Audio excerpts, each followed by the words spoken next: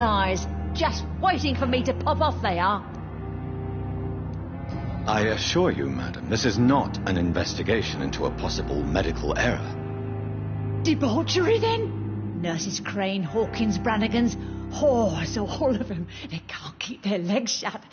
I've seen them scratching slutty sores. Really? Well, if you have irrefutable proof, I'll not have the staff behaving in such a manner here. This is your business, Doctor, not mine. But I swear one of the nurses is cavorting with some man on hospital hours. Thank you for your time, Miss Jones. You've given me something to go on. See you on the next round.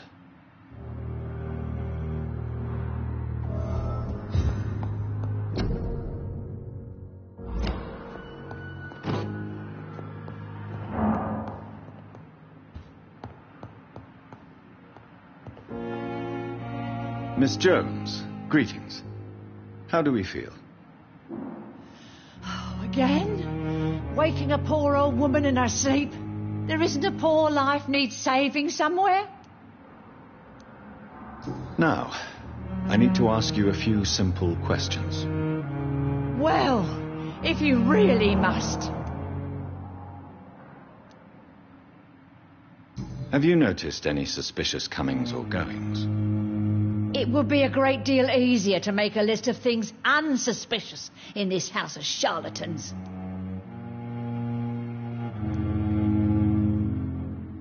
Come now, Miss Jones. Surely it's not that bad. Have you no eyes? This hospital accepts all manner of souls, regardless of origin. The proper sick cannot heal. We're kept sickened by the refugees. Everyone here is very capable. I have not seen any instances of unprofessionalism. Thieves and murderers, the lot. People have gone missing here, you know. Poof, without a trace.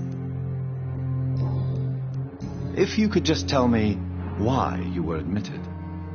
It's terrible, Doctor. What with a pain in my chest, coughing up blood, and I get awfully tired. Wouldn't be so bad if I hadn't lost my house and all. I see. No one comes to visit, you know. Not even my own flesh and blood. I'll come and visit you shortly. Good night, Miss Jones. The patients and staff might know something. I'll start my investigation with them. Hello again, Dr. Reed. I feel better already. Can I go soon?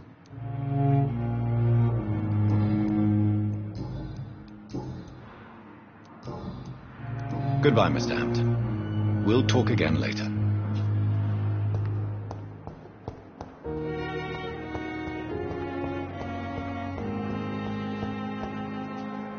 Good evening, Mr. Elwood. Evening, Dr. Reed. Have you heard rumors of underhand dealings in the hospital? If you want to know what's going on here, you better talk to Miss Jones. She knows everything. Especially what she shouldn't. Soldier, do you need assistance? I'm fine. Just do something for this pain, will you? That's all I'm asking.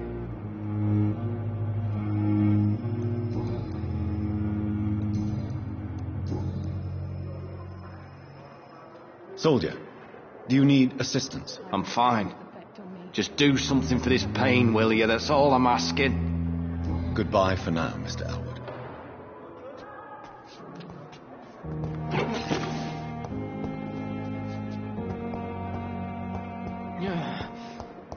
Damn. The pain. So many deaths here again.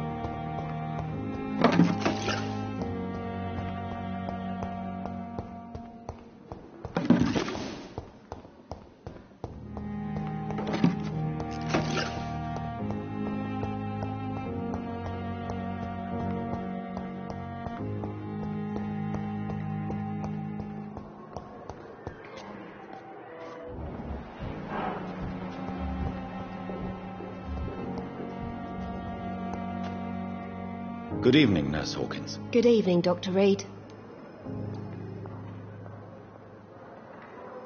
What can you tell me about the strange man visiting one of the nurses during her shift. Let me guess. You spoke with that old shrew, Harriet Jones. Do not pay attention to her, Doctor. She's full of fanciful tales. No matter how you feel about her, Miss Jones deserves our help. Who says I don't care for her? Hate is what keeps that old crone alive. She could have been telling the truth about the mysterious man. That old witch will end up in hell soon enough. Who cares if a nurse finds some happiness where she can? Do you need medical help yourself, nurse? I'm fine, really. I just need to sleep. Goodbye, Nurse Hawkins.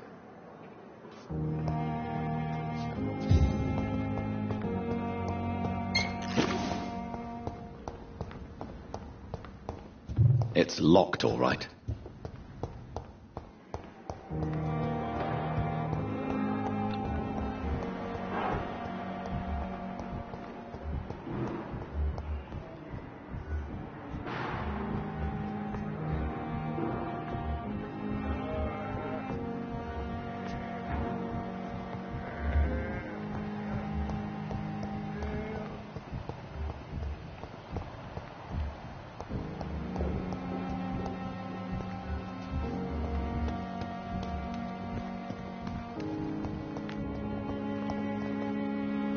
Good evening, Nurse Brannigan. Good evening, Doctor.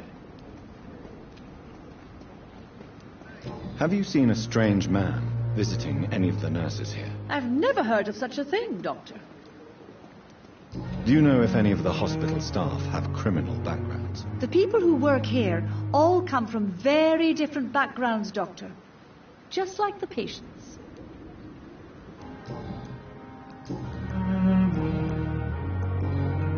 Goodbye, nurse. Call me if you need assistance.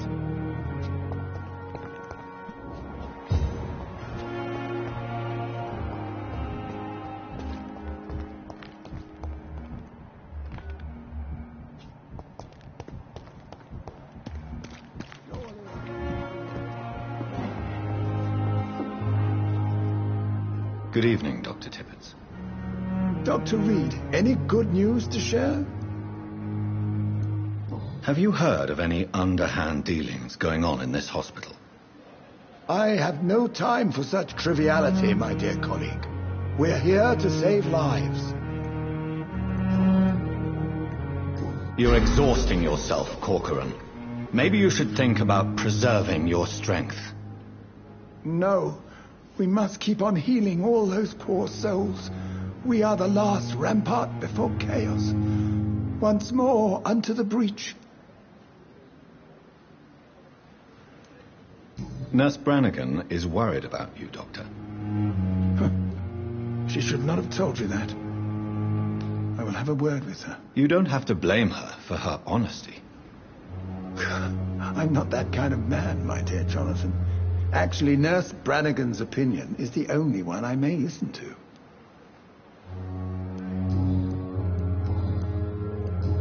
Do you need any medical assistance yourself, Doctor? Come on. Don't be ridiculous, dear colleague. Goodbye, Dr. Tippett.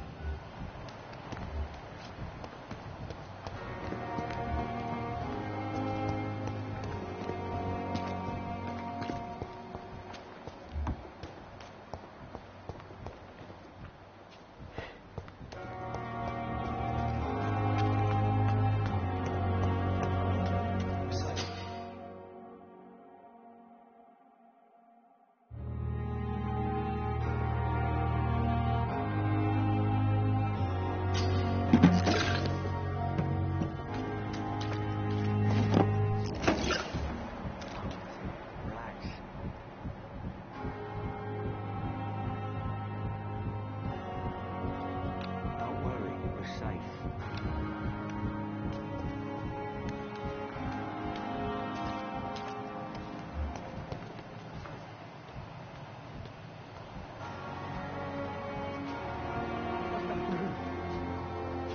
What's that do?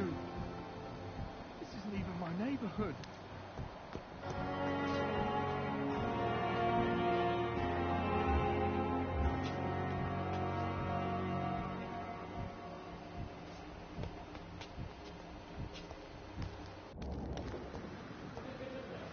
Please, sir. I need help bad. What's going on? I'm Blight, sir. Newton Blight. I've lost my mate. Can't find him anywhere. I'm Dr. Jonathan Reed from the Pembroke Hospital. Please, calm down and give me more details. Oswald and myself were both infantry, sir. We were en route for the hospital, but... well, we had a disagreement. And Oswald ran off towards the canal. How long have you been searching for him? I can't go there. Too many rats by the water. Fucking rats. Can't stand them since the war, sir. Can't stand them at all. Don't be ashamed, Mr. Blight. Many soldiers who survived the trenches suffer from musophobia. I'll see what I can do for your friend. What can you tell me about yourself? I'm Oswald's best friend. We served in the same regiment, sir. We've taken care of each other since we came back from the front. This is a dangerous part of town. What are you doing here? We were looking for the Pembroke Hospital. We both need help. Treatment, I mean. To get some sleep. Just need to feel better, sir. What can you tell me about your friend? His name is Oswald Thatcher. We survived the war together. Oswald is... nervous and quite fragile since we came back from the war.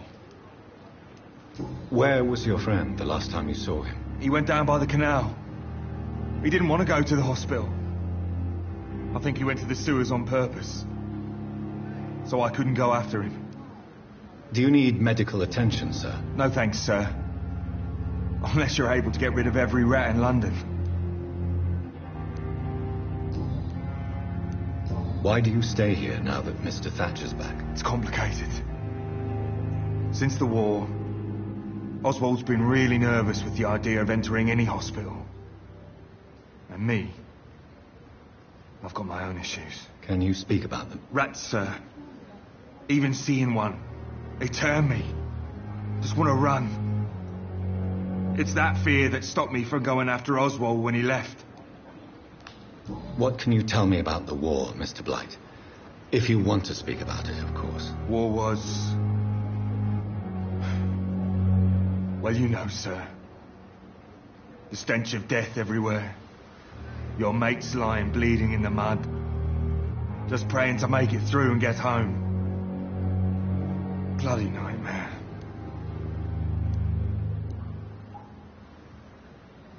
Did you know Oswald Thatcher before the war? No. We met in the battlefield. I think we're in the same boat to France. We've stuck together ever since. I fought in France, too. I served as a field surgeon, but it was not uncommon to repel an assault, especially at night. Yeah. The first time I was wounded, I had to protect the infirmary from hostiles. Twice. You are always welcome at the Pembroke Hospital. As a former officer, I'll be honored to welcome a fellow veteran. I'm not giving up on bringing Oswald back to the hospital. I just need to convince him that he needs some help. Perhaps he needs to reach that decision by himself. Could you speak to him? He doesn't usually listen to doctors, but perhaps because you've been through it, you can talk him round. What caused your phobia of rats, Newton? It happened last year following an artillery attack. I was trapped for 2 days in a hole under 2 dead soldiers. And there were rats. Go on. They started eating me as soon as I dozed. Gnawing at my ears, With fingers, lips. I couldn't move. Couldn't call for help. I see. No, you don't. You have no idea what it is to wake up buried under bodies. Fucking vermin eating your flesh. Oswald, he found me and saved me. Goodbye, Mr. Blight. Take care of yourself.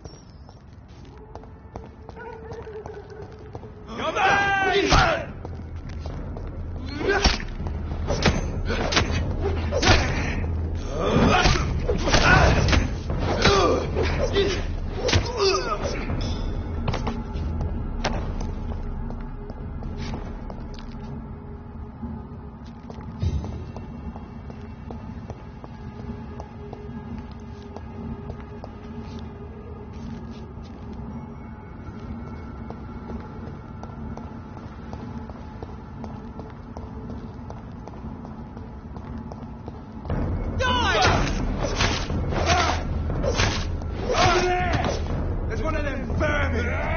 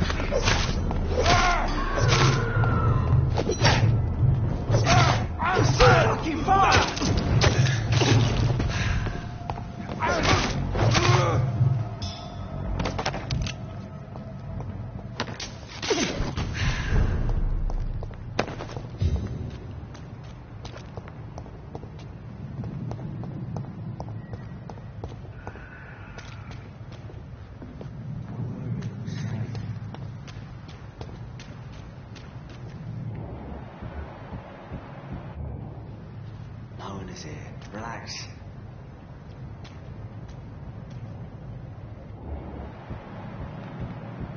Don't worry, I'm safe. Don't worry, we're safe.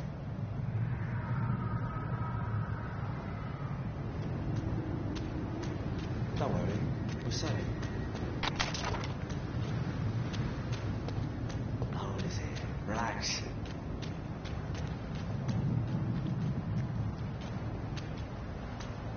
Don't worry, we're safe.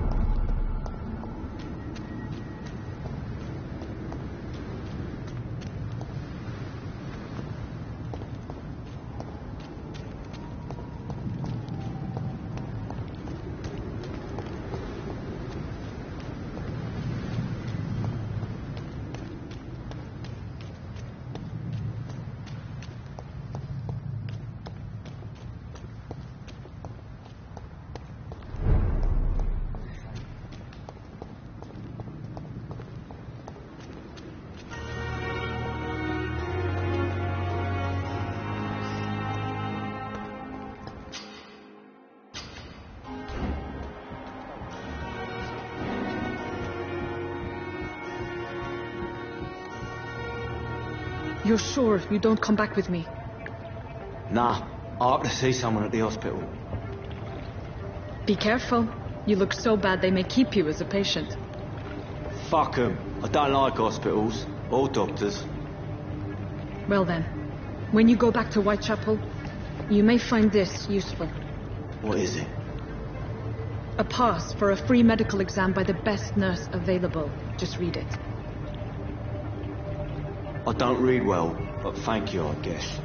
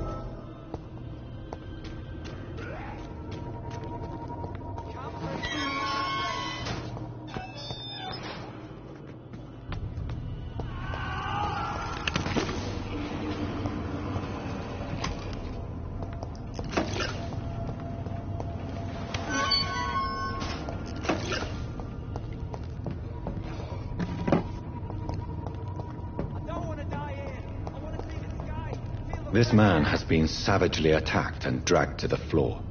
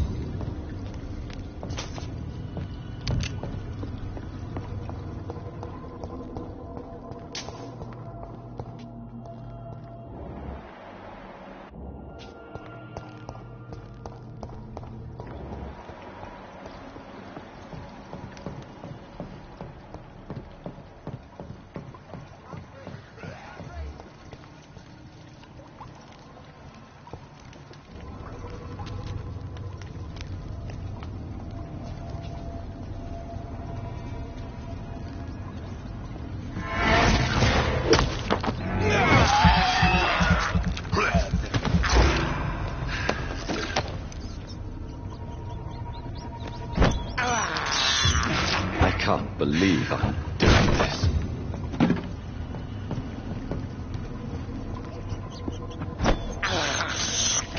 This is despicable.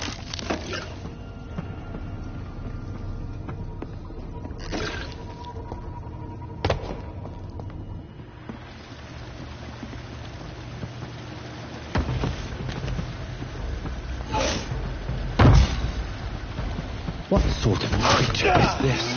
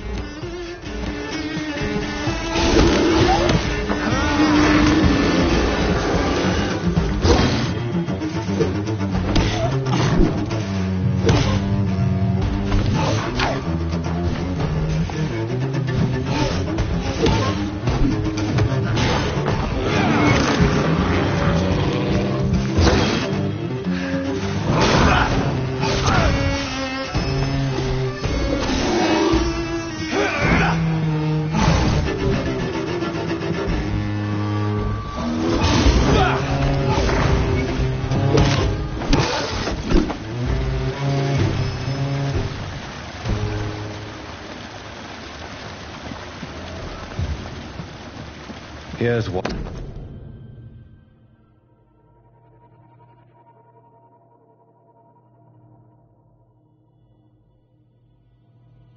Some voucher for a free checkup in Whitechapel.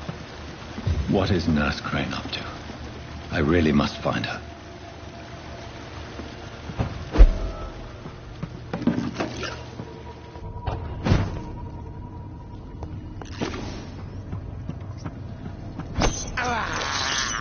I have this thirst for blood.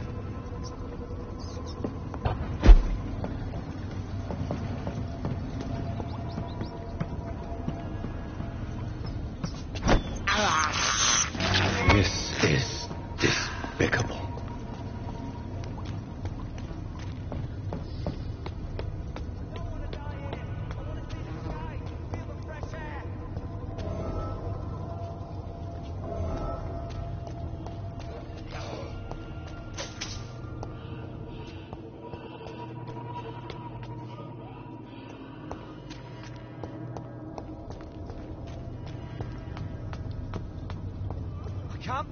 I can't breathe!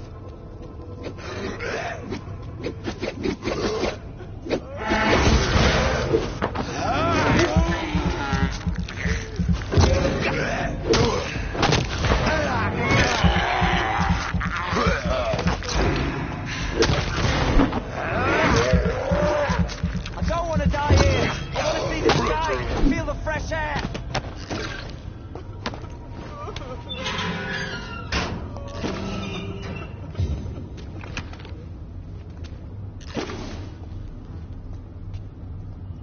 Are you injured, sir? Help me get out of here! I need to get out! I'm Dr. Reed, and I'd be glad to help you, but you must calm down first. Please, take a deep breath and tell me your name. Okay, I'm Oswald Thatcher. Please, I need to get out. Mr. Thatcher, your friend Newton sent me to help you. Do you remember him? Yes, I do. Good. Now leave this place and enjoy the cool night air. It's quite invigorating. I'm sure you'll feel better if you do.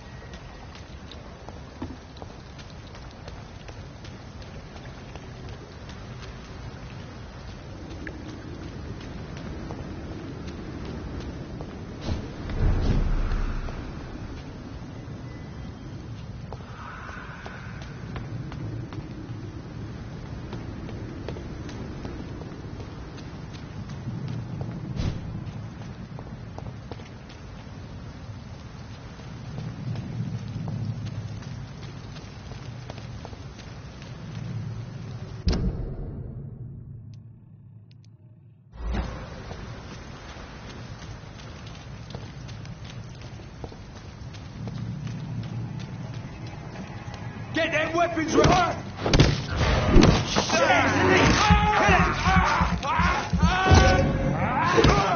Too fucking far!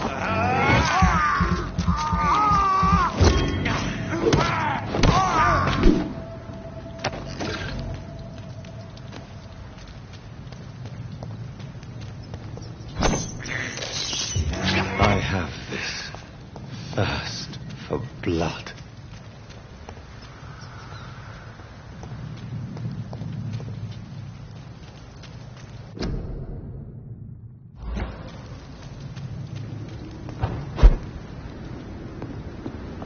It's locked, all right.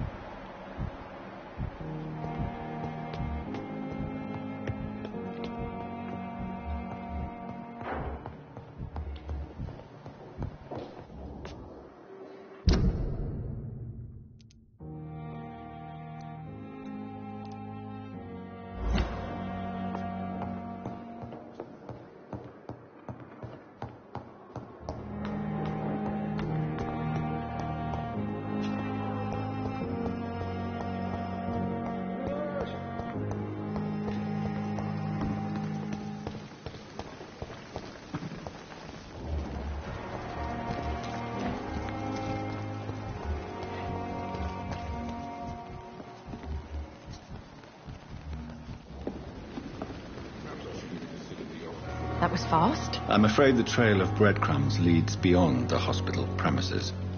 I must leave for a time. Is that so? Why? Now it's time for you to be patient. It would seem that your blackmailer is part of a more complex machination whose root is in Whitechapel. Machination? Do you suspect another immortal is involved? I hadn't considered that eventuality. Do be careful, my good doctor. When immortals are involved, the stakes tend to escalate quickly. I'll return with case solved or carried on my shield.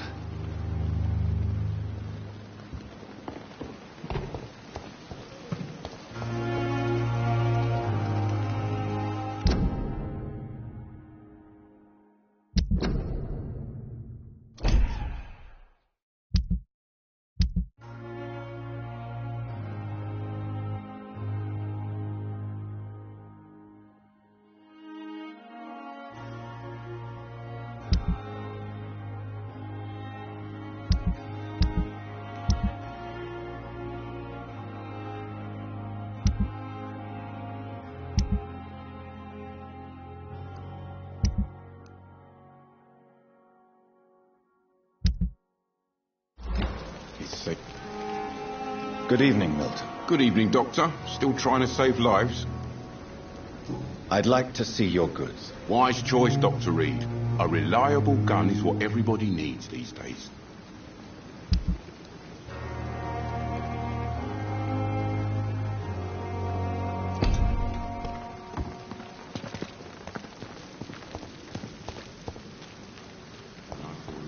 If only I were young again. Just a dozen years or so.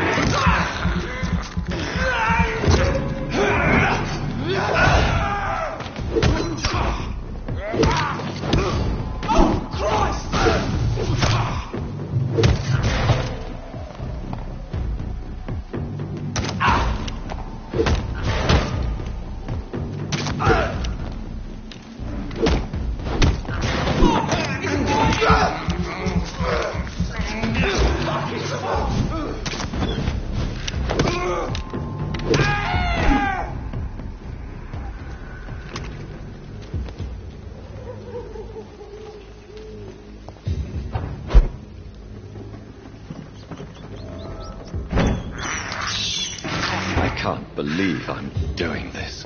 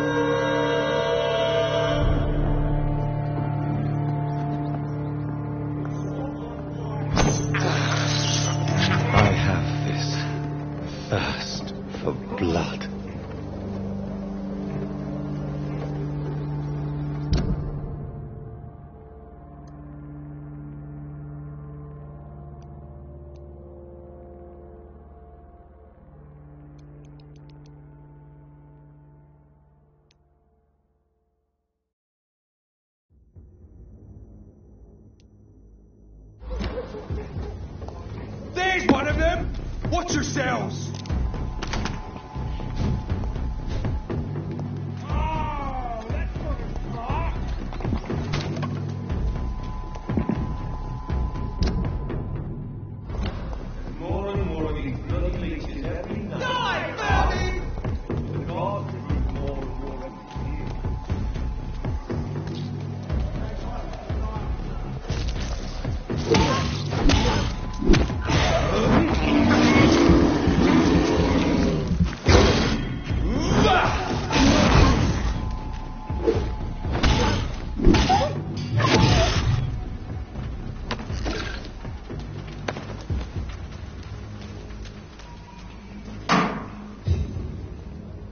I cannot enter.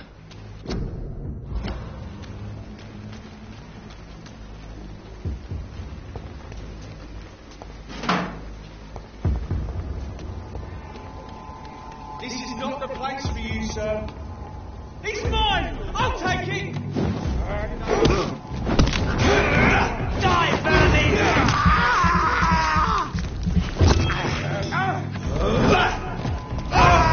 Too fucking far!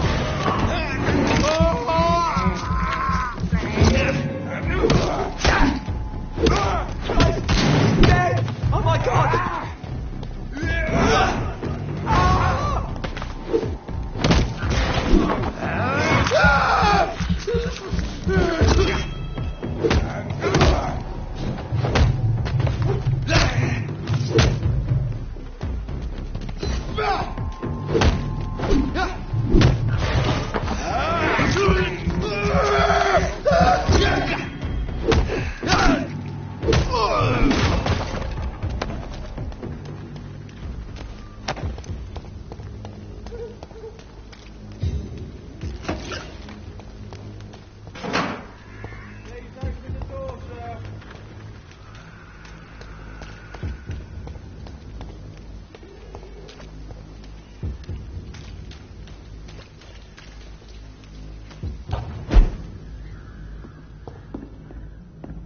It's locked, all right.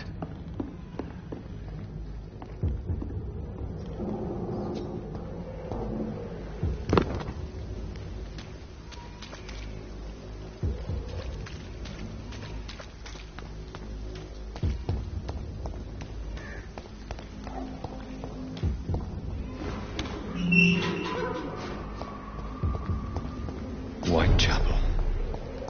This neighborhood is linked somehow to the kind Lady Ashbury's blackmail. First, let's find this Ventrescu fellow.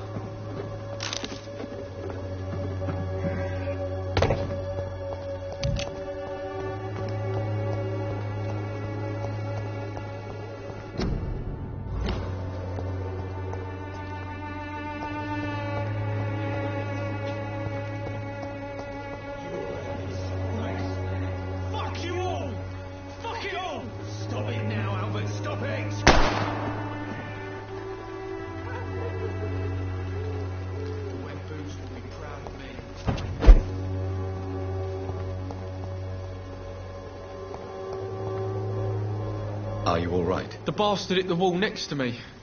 I don't even know if he meant to miss. If you've been hurt, I can help you.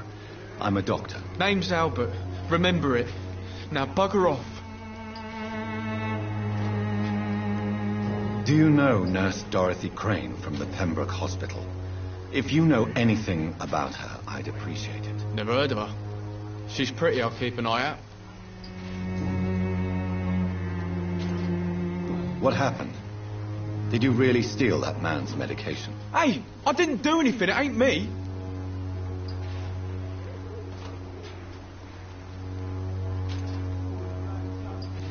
All right. Perhaps the poor drunk just confused you with someone else. Sod off, mister. You ain't got no clue what's going on here. Bastard was a soldier in the war, so now he's got the right to shoot me. It's true. I'm not familiar with this part of town. Perhaps you could help me. I said sod off. Go find yourself another guide.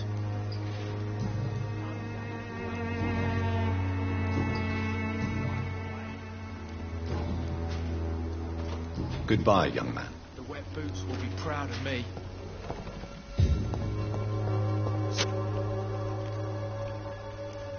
What? Shooting a boy in the middle of the street. Not the best thing to do, wouldn't you say? What? You saw what happened? Who are you? I'm Dr. Reed, and I'd like to ask you a few questions, if you promise me to set your gun aside. No. Look, I'm not a violent man. I'm Benjamin Palmer, doctor. And no one can help me. Not even you. Do you know Nurse Dorothy Crane from the Pembroke Hospital? Have you heard anything? It's funny, I've been searching for her too. I need some pills. But the woman is a phantom, if you ask me. Really? And why is that? Word is she ain't real. She's a cover for some doctor who runs an illegal dispensary for migrants.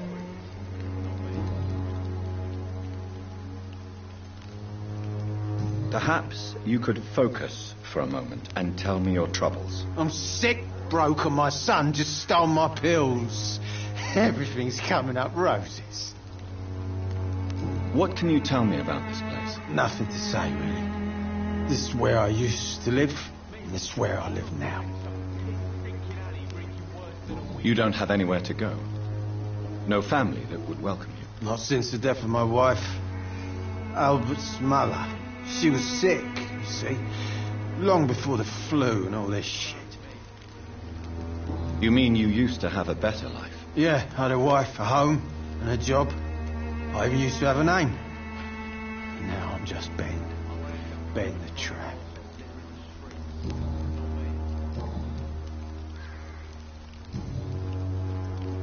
Whatever the boy did, I'm sure he didn't deserve a public execution. I swear I didn't want to hit him. It's just that I'm sick in the head, you see, and the boy just frayed me last nerve.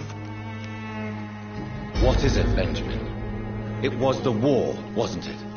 Your nerves are shot, aren't they? I need some answers, Private. From one soldier to another. The doctors called me a liar. A coward. Put me in a straitjacket, locked me up. Finally, they sent me back to the front lines with a handful of tablets. It's a pity that doctors still practice such barbaric methods. It's a dishonor to our profession. Now only the pills stop me thinking about this shit. To not hear the explosions. I'm even scared of the dark these days. You don't seem well, Benjamin. Do you need any help? I always feel ill, sir. It's like I'm never right. I will see you later. You don't seem well, Benjamin. Do you need any help? I always feel ill, sir. It's like I'm never right.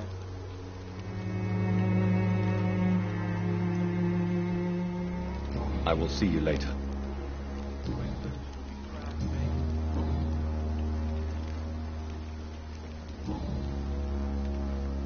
A gun, alcohol, and a bad temper make a terrible cocktail, sir. Goodbye for now. Not me.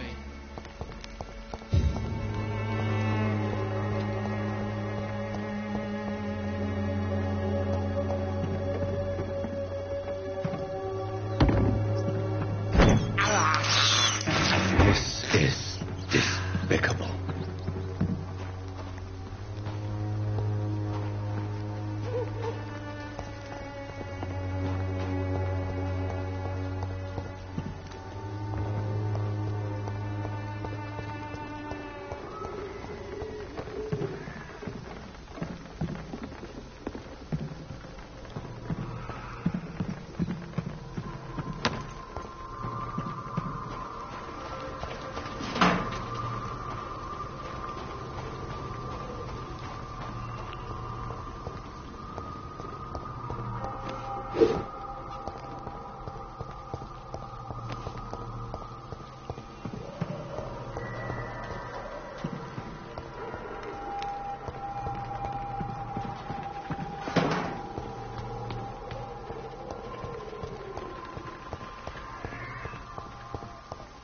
Swanborough cordial can be the answer to all... Good evening, miss. Good evening, sir. Are you interested in a miraculous cure for this unknown and deadly epidemic? Actually, I am. Then you have come to the right place.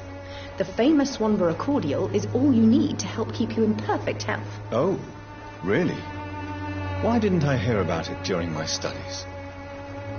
I'm Jonathan Reed, by the way. Dr. Jonathan Reed. Ah, my brother has spoken of your research, sir. I'm Loretta Swanborough, and it's always a pleasure to meet a fellow healer. Do you know Nurse Dorothy Crane from the Pembroke Hospital? I'd like to know more about her. I don't like to talk about competition. Competition, you say? Never met her, but it seems she provides some sort of medical care to the poor. The whole thing has to be some sort of scam, if you ask me. Tell me, who intrigues you most in Whitechapel? The region itself is something to see, but I would say Camellia the mute florist who gives away her flowers. What do you think of the locals? Most of them are afraid or desperate. They all come to me eventually for my remedy. Is there anyone I should avoid? Cadogan Bates, without a doubt. The bloody bastard remorselessly exploits poor migrants as soon as they get here.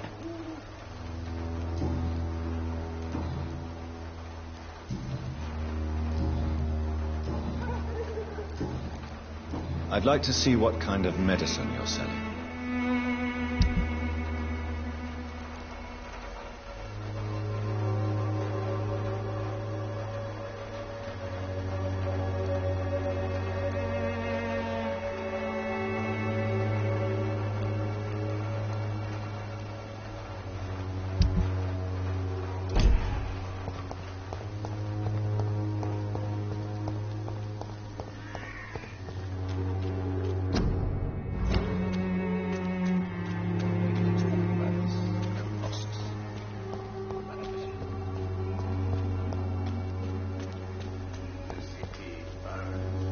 Good evening, sir. Do you remember me? If you're here for a reward, you'll be sorely disappointed. But I'll gladly shake the hand of a fellow countryman. I'm not here for a bounty. I'm a doctor. Dr. Reed from the Pembroke. Doctor? In Whitechapel? What an opportunity. My name's Bates. Cadogan Bates. Do you require assistance, Mr. Bates? Not me, but your skills could help a lot of people round here. That would help my business, because I say a live tenant's a paying tenant. I'm looking for Dorothy Crane. She's a nurse. What can you tell me about her? Dorothy Crane, bless her soul. I really should thank her someday. Has she treated you? No. When I need a checkup, I'd go to a bloody doctor, not some back alley clinic full of sick foreigners.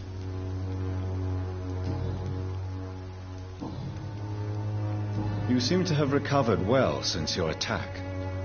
Do you ever think about what happened to you? Not much. It was a fucking nightmare. Savages, absolute bloody savages. Their appearance. Jesus. It made me want to puke. You'd better not come back here. I won't be around next time to save you. Since I took an oath to help people, can I be of assistance? Well, seen better days, that's for sure. But it was bound to happen with all these refugees about. Infecting you is probably the last thing on these people's minds. Take this, in any case. What? You give me this for free? Don't have a clue about this place, do you?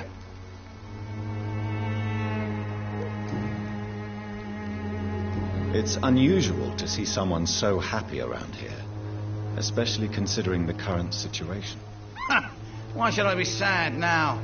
There've always been wars, disease, tragedy. There always will be. That's an unusual way of seeing things in these trying times. I don't see why I should shed a tear for another man's woes. I'm healthy, and I intend to stay so. What is your business, exactly? I offer fair lodgings for a modest price to the poor and weary of Whitechapel. I see. And what about those who cannot pay?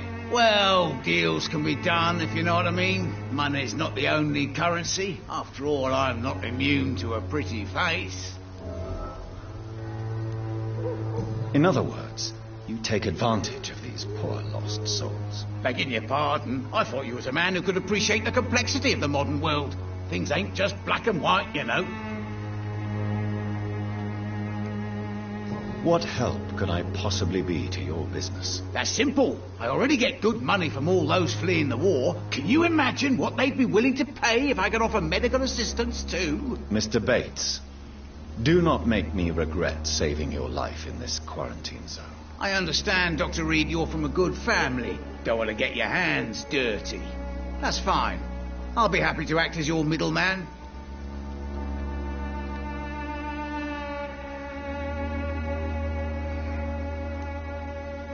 If I were entering into the world of street medicine, it would be on my terms and without such dubious associates as yourself, Mr. Bates. So it's a no, then.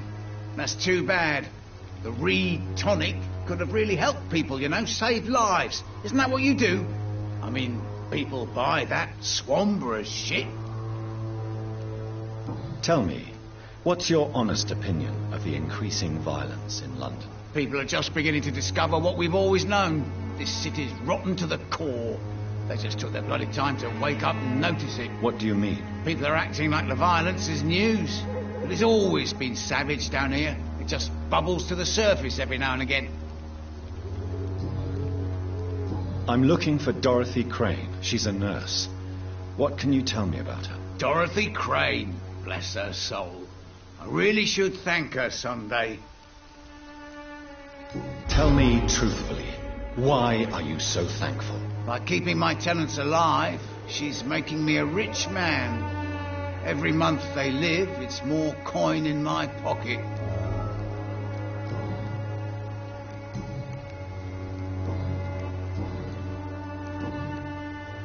Goodbye, Mr. Bates.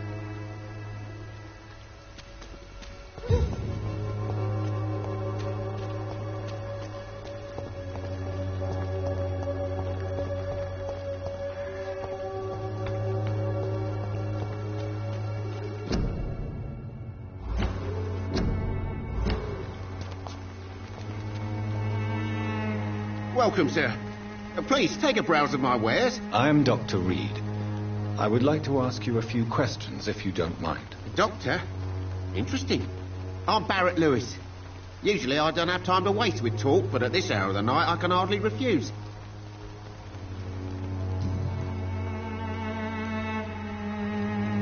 As a merchant, you see Whitechapel every day. Have you noticed anything out of the ordinary recently? Well, you mean besides the epidemic, the war, and all the usual crap? As long as I can remember, this part of town has been a bottomless pit, and no sign of the bottom yet. Have you been hurt? No, but that's only because I ran like hell. Those men were raving lunatics, I tell you. Not even able to speak anymore, just screaming. Violence is increasing in the borough. Yeah. A few nights ago, some blokes jumped me. Came out of one of the condemned workshops. Fever, madness, something like that. Where did this happen? Why did you go there? In the closed workshops nearby. I worked there as an apprentice in better days. Now I only go to find trinkets or tools. Too bad I was mugged, though. There was good money in that little box of loot I lost. How is business around here? Business? I had no business. Between this racket, theft, and customers getting scared, I'm losing money every day. I see. Sounds like you blame someone in particular for your situation. It's no secret Joe Peterson spends his time harassing merchants. But with me, he's trying to put me out of business once and for all.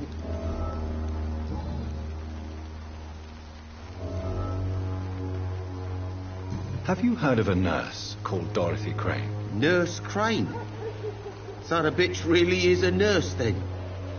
Always thought she was just some crafty foreigner, that one.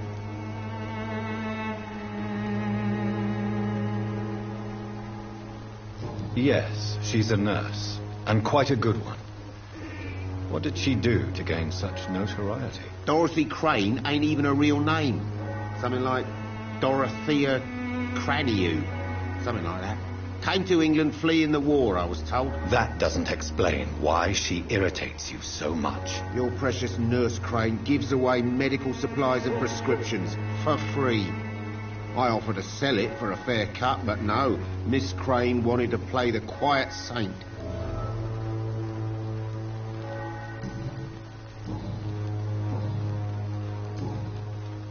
Right then. Show me what you have.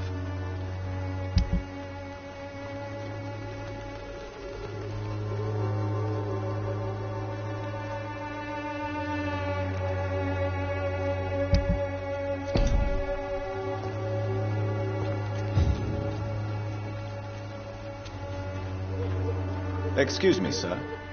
I have a few questions for you. Another journalist? I didn't answer the first one, so piss off. I'm not a journalist, I'm a doctor. A doctor, you say? It's quite a rare breed in this part of town. Really? But still, here I am. Dr. Jonathan Reed, at your service. I'm Joe Peterson to some, but Colossus Joe to most. And I don't remember asking for your service, sir. Have you heard of a nurse named Dorothy Crane? She's a colleague of mine, and is supposed to live around here. Dorothy Crane? Yeah, I know her. One of the few good souls who dare to help the sick around here. Could you please tell me more about her? She's a nice girl. Tries to help the migrants. I offered to give her a hand, but she said my reputation would attract too much attention. May I ask what you do around here? I do whatever I want, and sometimes even more. Now sod off. According to you, physicians are scarce in this part of town. Why is that? Not familiar with this neighbourhood, are you? I guess your fancy colleagues are too afraid of being stabbed in the back. This part of town does have quite a reputation. Would you say it's justified? Totally. Look at me, for instance. I always look my opponent in the eye before knocking him out. How did you become the local bully everyone is afraid of, Joe? There's no pride in roughing up poor bastards. But this is the only job I've found. And it pays well, too. A job? So you're racketeering for someone else? I got enlisted by the Wet Boot Boys, a gang from the docks. I'm their muscle for their dirty work.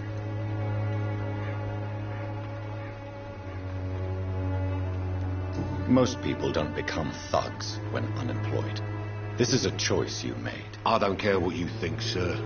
I do what I have to do for my own reasons, and that's that. I'm not sure Mr. Lewis would agree with your by all means necessary philosophy, sir. Oh, do you really think he's the poor victim here? Barrett can be as sneaky as anyone. Long ago, I even called the bastard my best friend.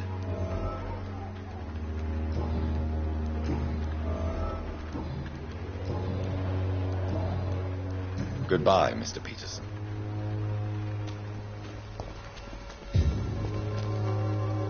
Fancy buying something, sir? You never lose your focus, do you? Joe Peterson. He's the villain here, isn't he? But you seem to know each other. I'd known Joe for years. I saw him box once or twice. He was a friend then. But these days, he's just another thug. What can you tell me about Mr. Peterson? Besides his behavior toward you, obviously. Colossus Joe was a decent boxer, good one even. But after his wife passed away, he found every excuse to stop training. Just wanted to pick fights with everyone.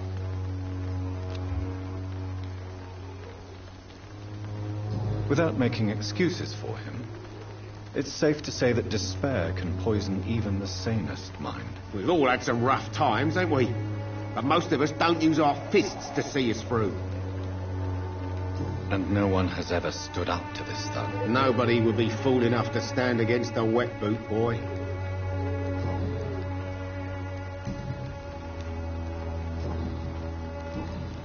Goodbye for now, Mr. Lewis.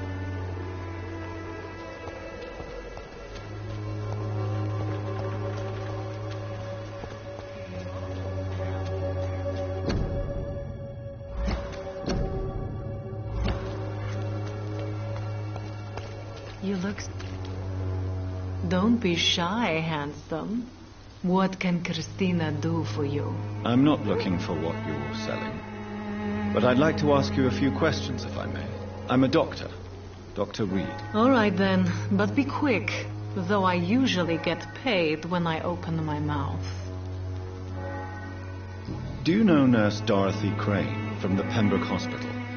Anything you can tell me about her would be helpful. I don't know her, but I know her name is Dorothea Crasionescu. She came from Romania like me and many others. You seem to respect her. Dorothea helps the sick people of Whitechapel. Everyone should respect that. Christina, have you been examined? The epidemic is spreading fast in London, and you could be exposed, or expose others. I don't like doctors or hospitals, but I don't like you asking questions.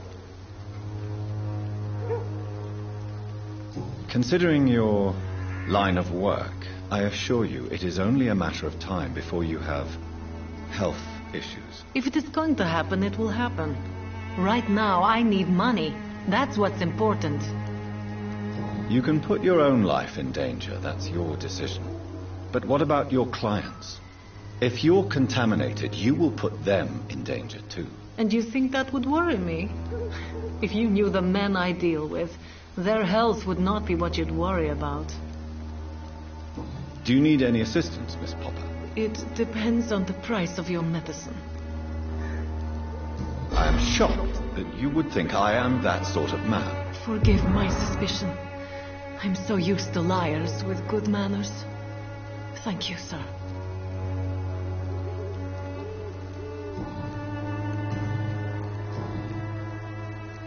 Tell me about yourself. Are you joking with me? People don't usually come to see me for conversation. I have no interest in your work. I am, however, curious as to what led you into this career. Short story. The war, exile, and England.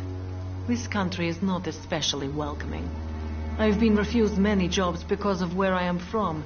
I had few options left.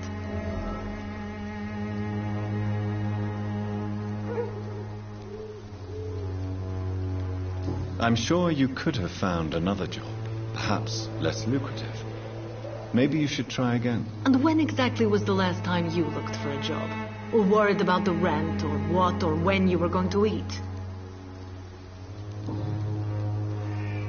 Goodbye, miss. Take care of yourself as best you can.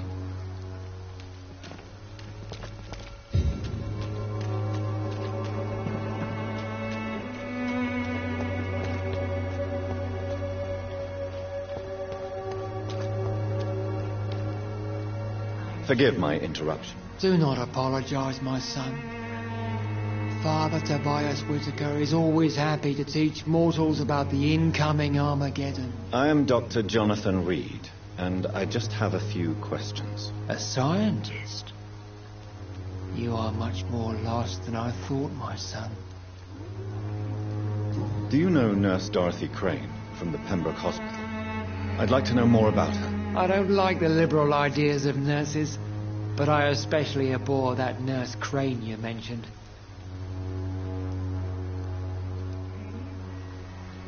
Why do you hate Nurse Crane more than other nurses? Before coming to London, she was a member of the communist resistance in her country. That's what happens when you let a woman get involved in politics. So you're not exactly a fan of Florence Nightingale's work.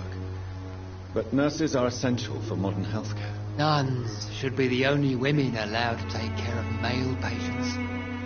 It's obvious only they have the necessary moral fibre.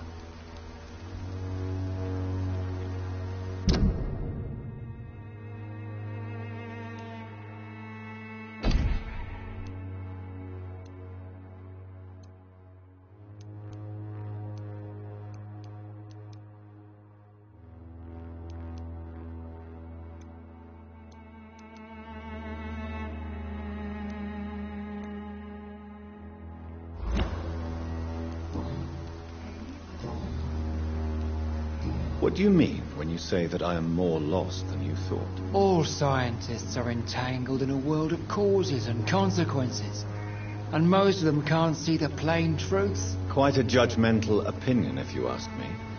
But what do I know? Blinded by science as I am. But you are seeking answers, aren't you? Answers about the Armageddon about to strike the city. Answers about the hidden truth.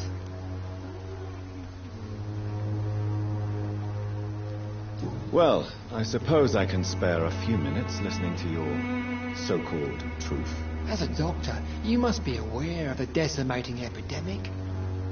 But let me tell you that this so-called Spanish flu is just the beginning of the end. What do you mean? The beast is finally revealing itself, corrupting the flesh and the heart of men. With my own eyes I have seen them, those minions from the abyss. Don't you fear getting sick yourself? I've been touched by God's grace. I am perfectly healthy. Have you any friends? Any family left in these terrible times? No. But I have a disciple I see as my son. He is so devoted. I sent him to preach the good word in the heart of this corrupted city. You sent him on some preaching crusade during the epidemic. As a true believer, Samuel will fear no evil while he walks through the valley of the shadow of death. Where did you send him? I sent Samuel to the Stonebridge Cemetery, where the pestilence and evil grows night after night.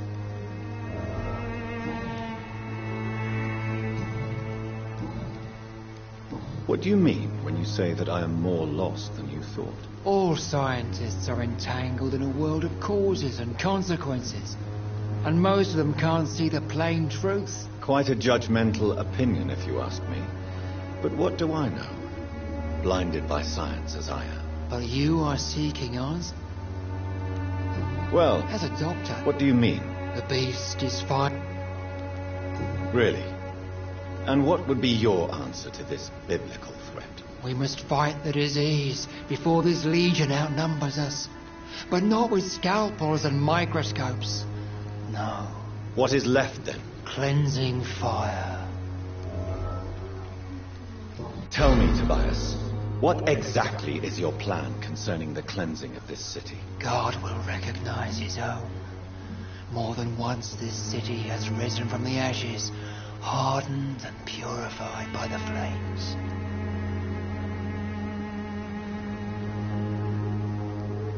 Fire is just the instinctive answer of a caveman facing something he does not understand. This is the 20th century. Your lack of faith is predictable. But my task is to convince rational minds like yours to see the light. This is God's will. You're mad and dangerous. You're nothing but a soulless butcher, a small-time Torquemada, the Savonarola of Whitechapel. My son, if you think salvation is a free gift, go listen to the lies of that pompous fool, Joseph. Joseph, a fool? Vicar Larrabee of St. Mary's Church. While he continues preaching his fraudulent redemption, more and more people die in the streets.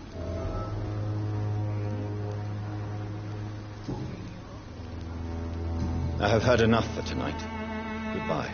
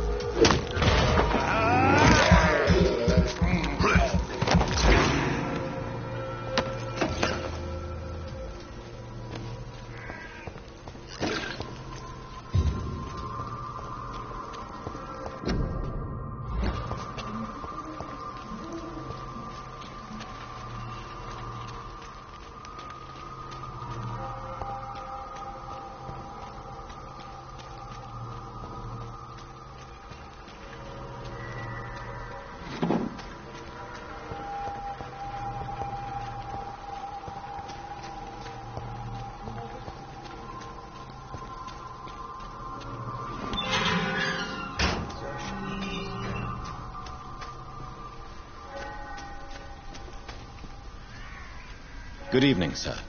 I'm Dr. Reed. I would like to ask you a few questions. Please be my guest. Although I may not be the best informant regarding this part of town, my words speak about that which the eyes cannot see. Really? Are you an artist of some kind? I'm a poet, sir. Richard Nethercott, at your service. May I ask what you're doing at this hour of night, sir? Do you live here? Not at all. I'm just enjoying the pleasure of a quiet walk. Though night talks are always preferable, if you ask me. Especially with strangers. But are you not afraid of the epidemic? Oh, why should I? I see some equity in the Spanish flu.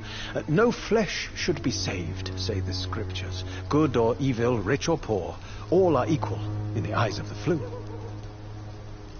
If you say so. But as a physician in a time of epidemic, I must caution you to avoid unnecessary exposure, sir. Thank you, Doctor. But we both know the seeker of truth has to go boldly where the weak dare not.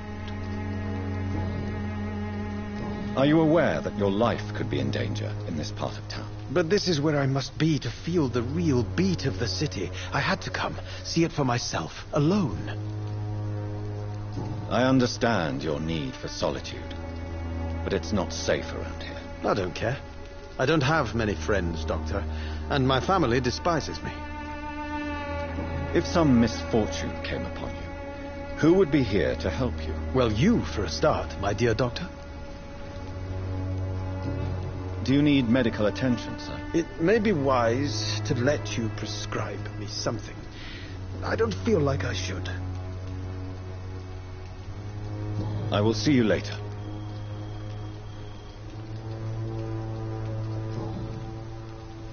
Tell me, Mr. Nethercott, why seek inspiration in Whitechapel? The place is not beautiful per se, but how to explain it? Stirring and challenging. Do you not think it a little morbid? On the contrary, sir. Whitechapel is full of life, full of beauty. Just like my dear muse, the wonderful Camellia. What can you tell me about Camellia? Not much. And that's the beauty of it. She can't speak, you know. She's a locked mystery who exhales kindness and sweetness.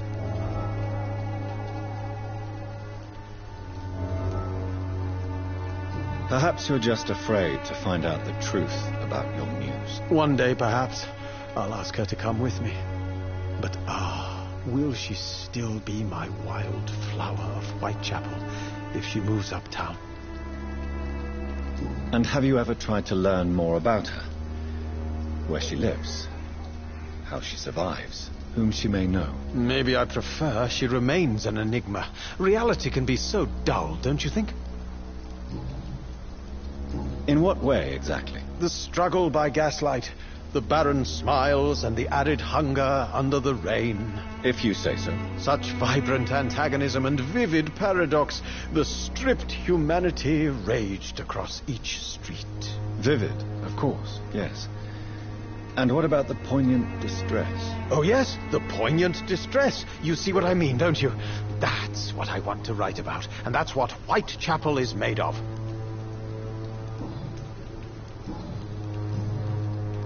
What are your thoughts on the terrible situation in this city? Terrible, you say? No. Of course, the death of so many innocents is a tragedy. But the scourge has not been all bad for the city. Oh, no, sir. What are you talking about? Do you remember London before the flu? Noisy, cacophonic, quiet nowhere to be found. And now, listen to this oddly peaceful silence.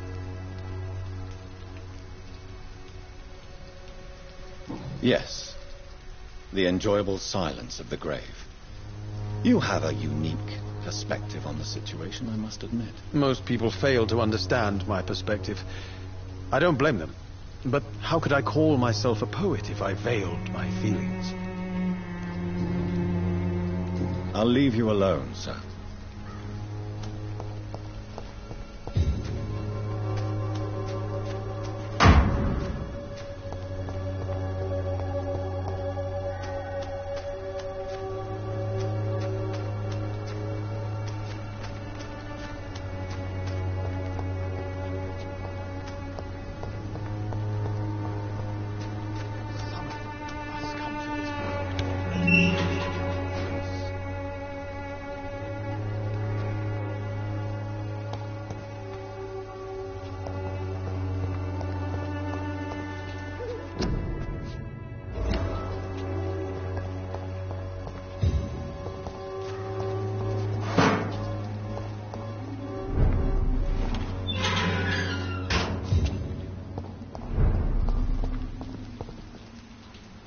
Good evening, miss.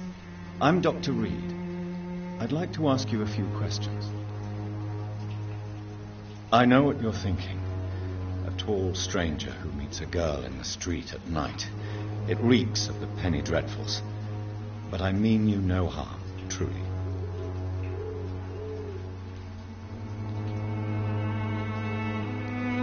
Camellia, I know you work for Dorothy Crane. Please tell me about her secret dispensary. A stubborn and mute comrade. Nurse Crane and Darius Petrescu have been clever. Tell me about Richard Nethercott. I understand he is quite fond of you, Camellia.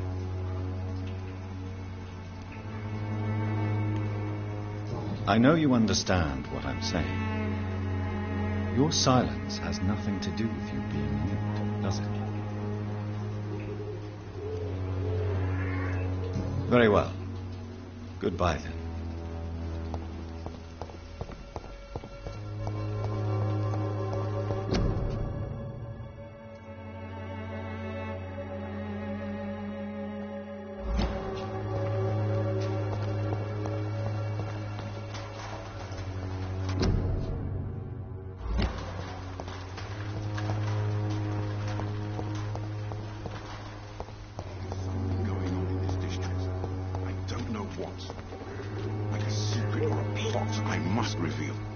Excuse me, sir. Are you familiar with this part of town? Name's Clayton Darby, reporter. Sorry, I'm new to Whitechapel. But perhaps you could help me, since you're a journalist. My name is Jonathan Reed. Dr. Reed, the famous surgeon. I'll gladly help if I'm able, sir.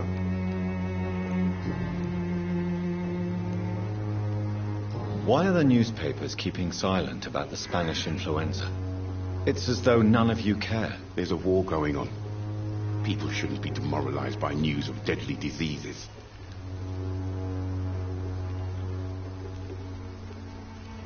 It's a disgrace. People are left to die alone. No one is properly informed of the risks. These are bad times indeed. So much for the glorious British Empire. Christina Popper claims she sells her body because she can't find any other work. Do you believe her? Of course I do. Her story is exactly what I want my readers to understand. We live in an intolerant and divided nation. Do you think things will ever change, Mr. Darby? I believe the situation can only improve. And now that women can vote, I'm convinced things will change. Have you any idea of the danger you face in these streets at night? I've had to run and hide more than once from frenzied mobs incensed by the fever. Do you think the flu is really responsible for this, Doctor?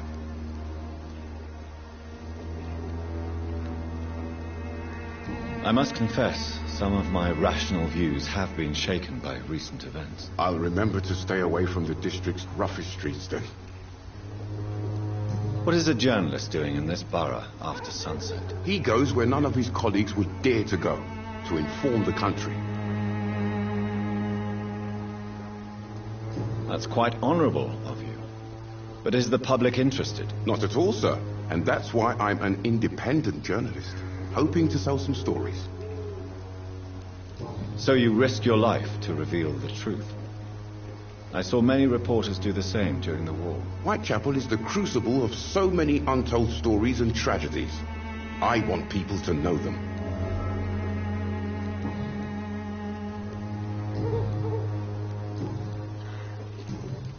Goodbye, Mr. Darby. Farewell.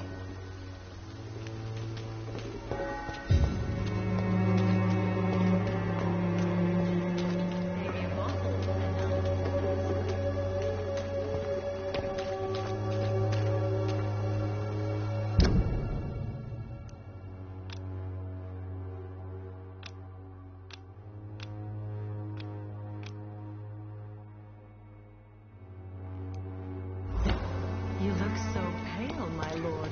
Would you like me to revive you?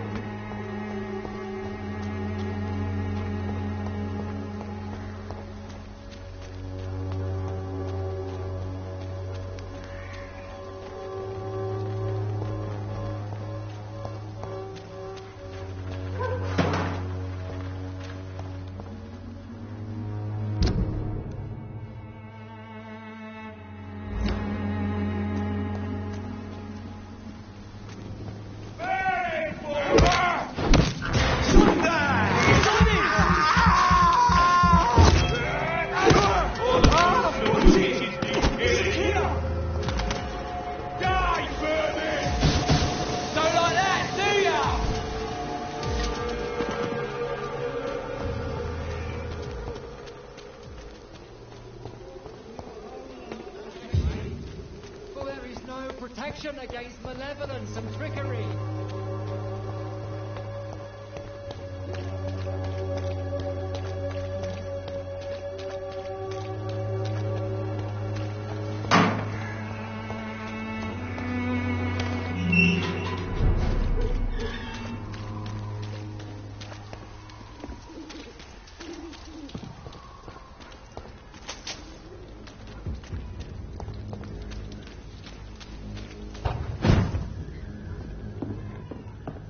It's locked.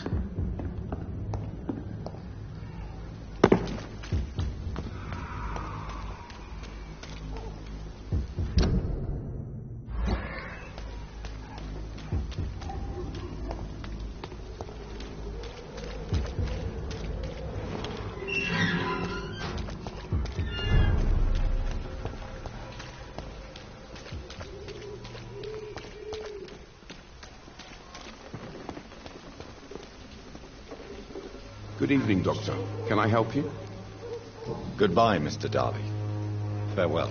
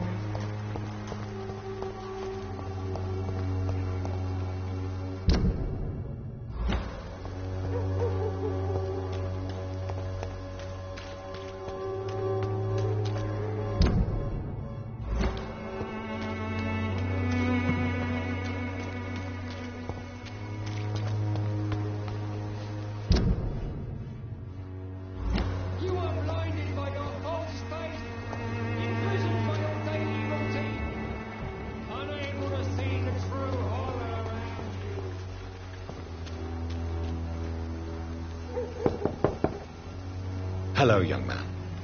I'm Dr. Reed, and I would like to ask you a few questions. May I enter, please? Sorry, no, sir. My father does not like people entering our house, you see. Your father is worried about you, boy.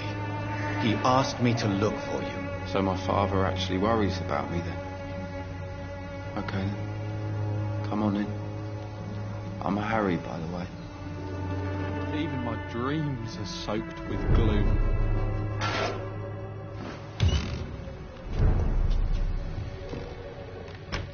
So, may I ask you a few questions? I'm not bothered. What could be worse? Do you know Nurse Dorothy Crane from the Pembroke Hospital? I'd like to know more about her. Yes, I know her. She came here to examine me when I was very sick. She said I should go out more. How do you feel? I'm fine. I mean, it's not easy every day, but I'm fine. I'm just tired of being sick all the time. If only I could be tough, like... Well, you know. Speaking of which, what can you tell me about your father? My father is an idiot who makes idiot things. That's all I have to say. Forgive my bluntness, young man, but you don't seem happy living in Whitechapel. Why should I? I never wanted to come here in the first place. It was my father's decision. And look around you. Does this look like a nice place to live?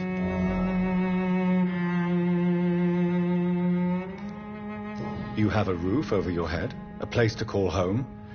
Many people here are not as lucky, you know. That's exactly what my father says. Harry, you should be grateful for what you've got. But I wasn't even consulted when we moved here. If life here is so terrible for you, why don't you just leave this place? Have you ever spoken to your father about it? I don't go outside. It terrifies me so. I went outside once without my father noticing and I saw terrible things. Bloody and frightening things. So that's why you stay at home all day? For fear of the epidemic? I'm not afraid of disease or death, Dr. Reed. It's the living I'm afraid of. Your father and Mr. Lewis used to be good friends. What happened, Harry? I was young then. I don't remember Mr. Lewis ever coming back again after my mother died. Or was it after my father started bullying him? I don't know. Have you tried speaking to Mr. Lewis about it? I don't go out often, but yes. And he scolded me and told me to leave him alone. I guess my father frightens him too much. But you are not responsible for your father's actions. Am I not? Dad always says that he joined that gang for my safety. So if I wasn't born, people wouldn't be worrying about Colossus Joe. Do you need any medical help, young man? Yes, I do. I feel so tired. I don't know if it's the epidemic, but everything seems so hard. I will see you later. Goodbye, young man. Take care of yourself. Is there only pain and suffering in this world?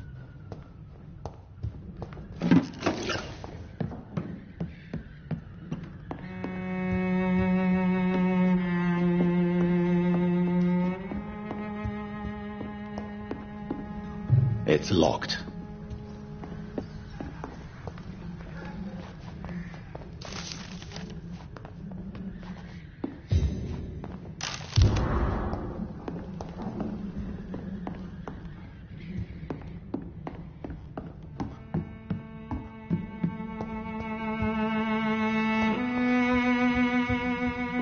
Even my dreams are soaked in gloom.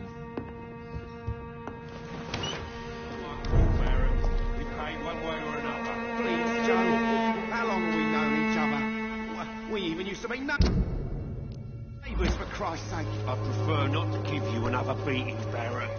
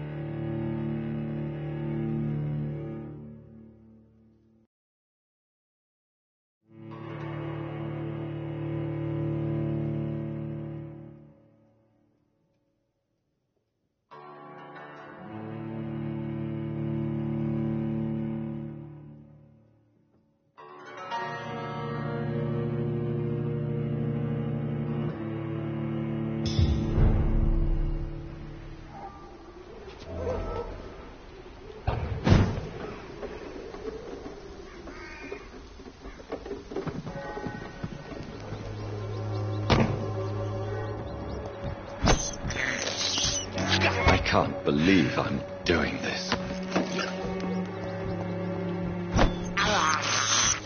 I have this thirst for blood.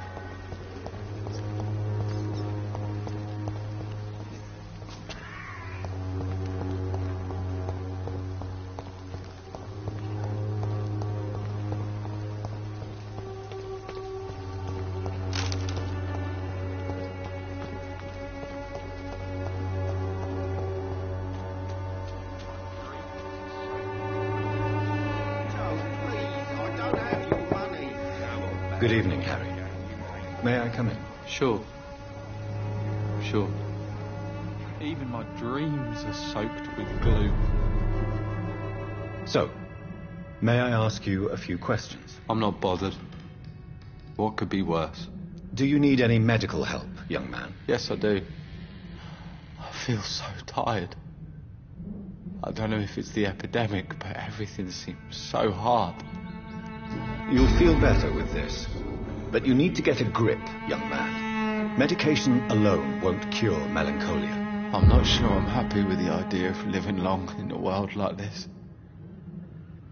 But I thank you for your concern, sir.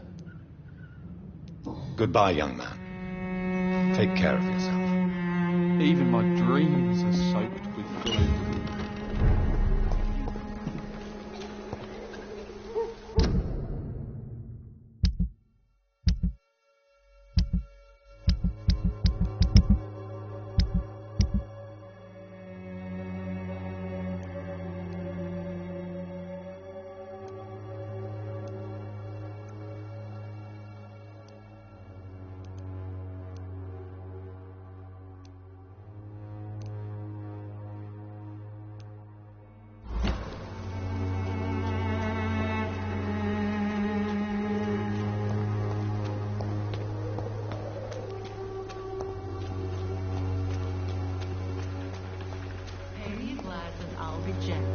Pay me a bottle and I'll be nasty.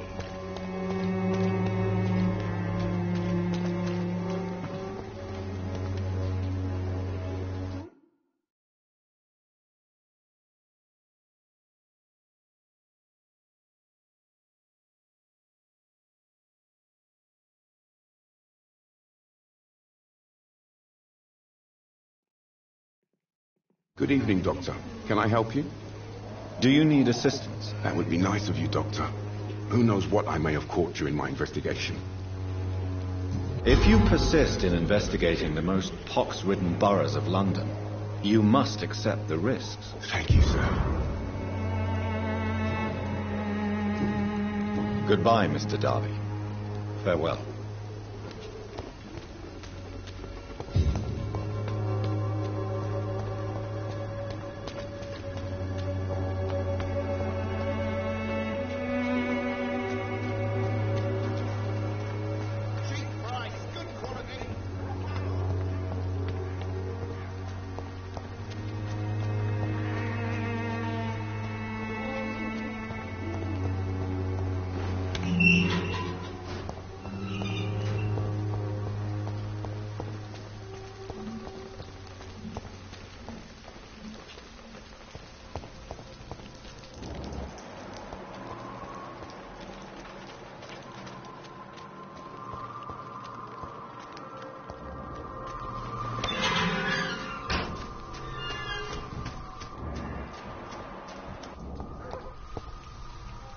Good evening, Mr. Nethercott. And good evening to you too, my good sir. Can I be of any help?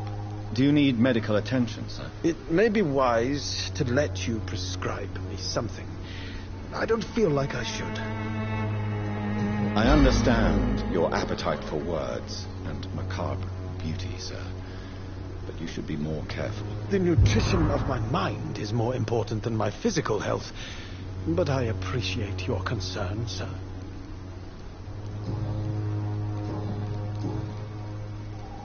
Did you know the mute florist is a member of a secret society? No, I didn't. But I thank you for this information, sir. For it only enriches the mystery surrounding the precious camellia. Are you not curious? Is there not more you wish to know? That girl has not an ounce of malice in her. Whatever she may be hiding, it's certain to be for the benefit of most, if not all. I fear you are a hopeless romantic, Mr. Nethercourt. Guilty as charged, Dr. Reed.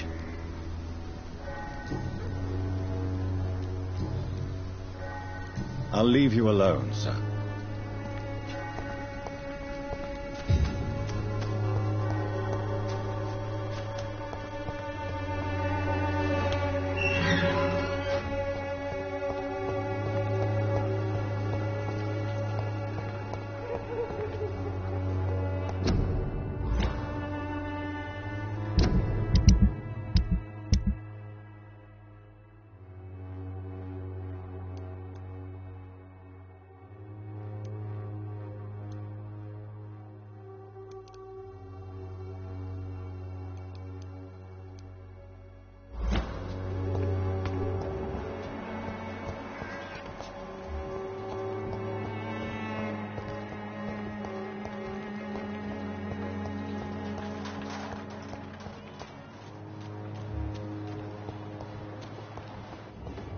It's locked, all right.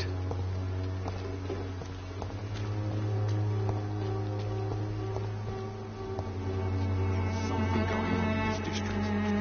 Don't know what.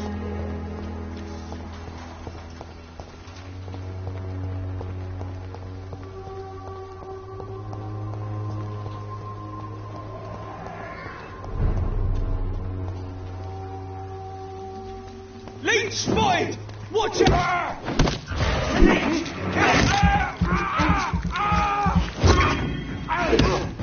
Fucking fuck! He's dead!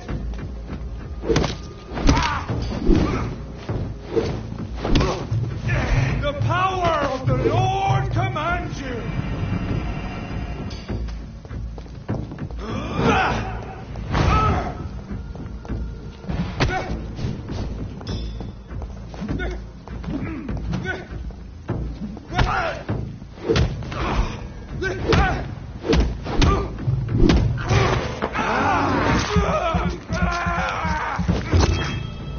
Stay back!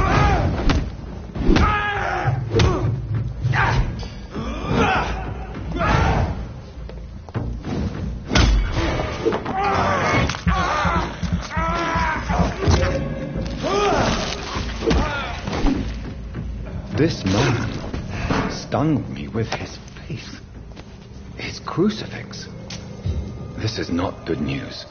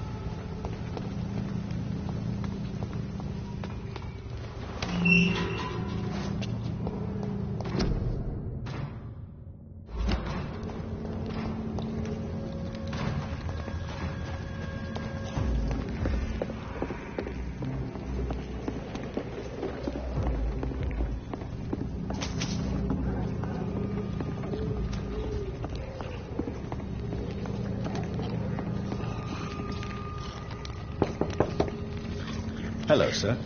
Sorry to disturb you at this hour. I'm a doctor inquiring about the epidemic. May I come in? A doctor, you say? No, thank you. All right. I shan't insist. Goodbye for now, sir.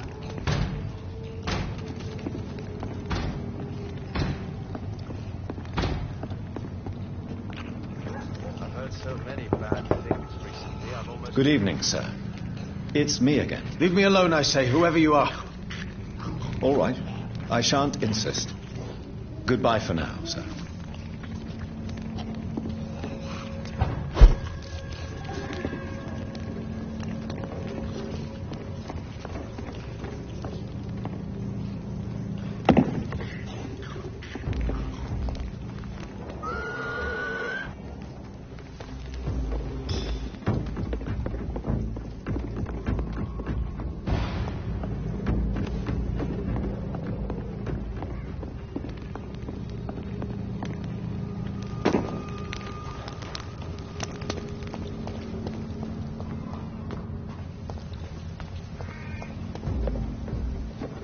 Step away, sir.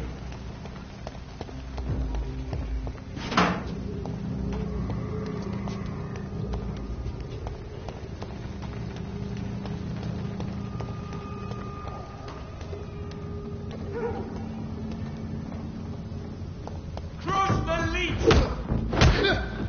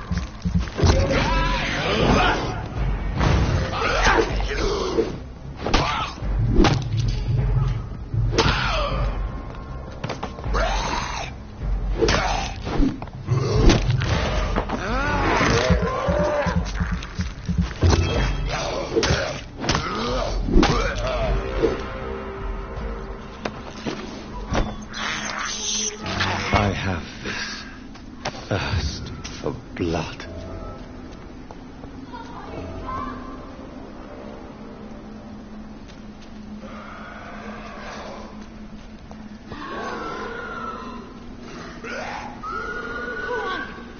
What do you want?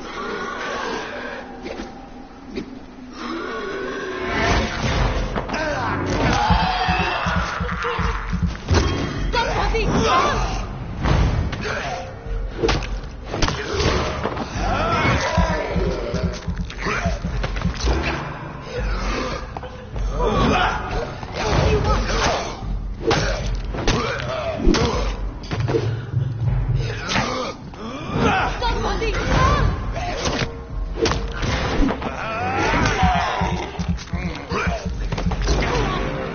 What do you want?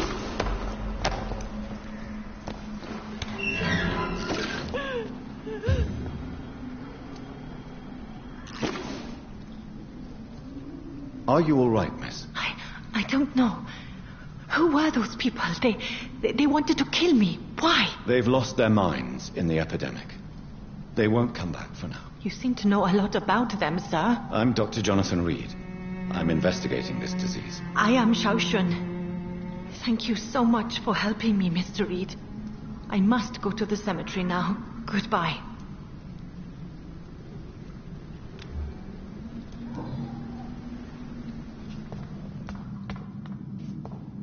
It's locked, all right. Carnage. This man's far too old to be Samuel. No.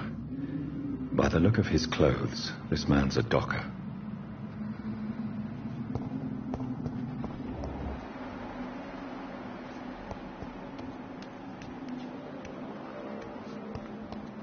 Samuel isn't here. I had better follow the blood trail.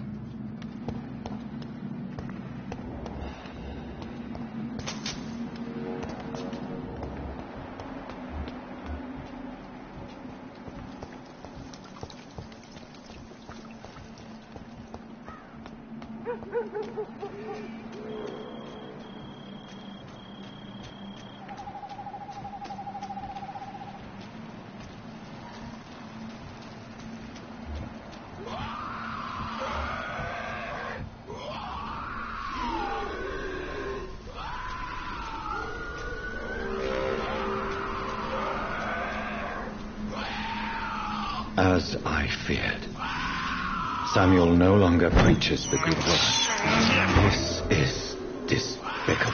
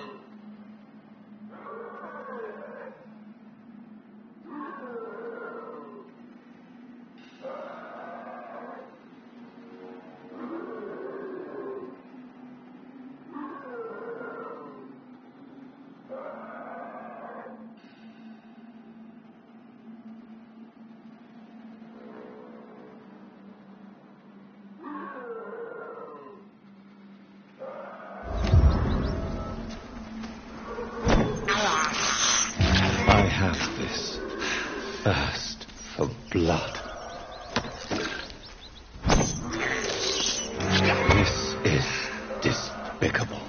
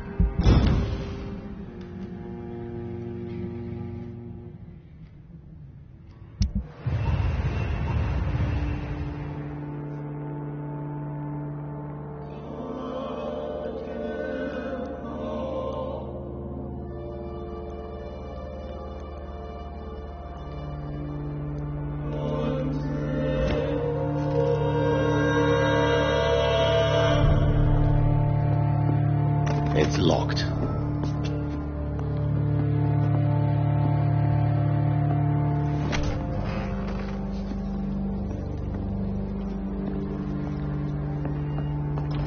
I cannot enter.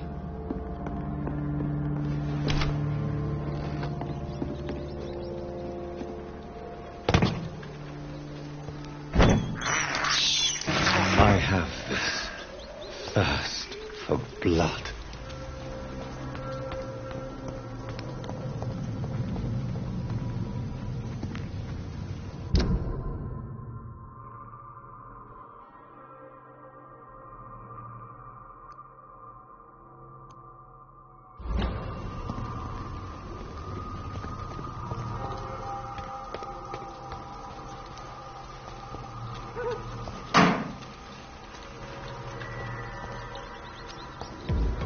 It's one of them! Syringe! Kill it!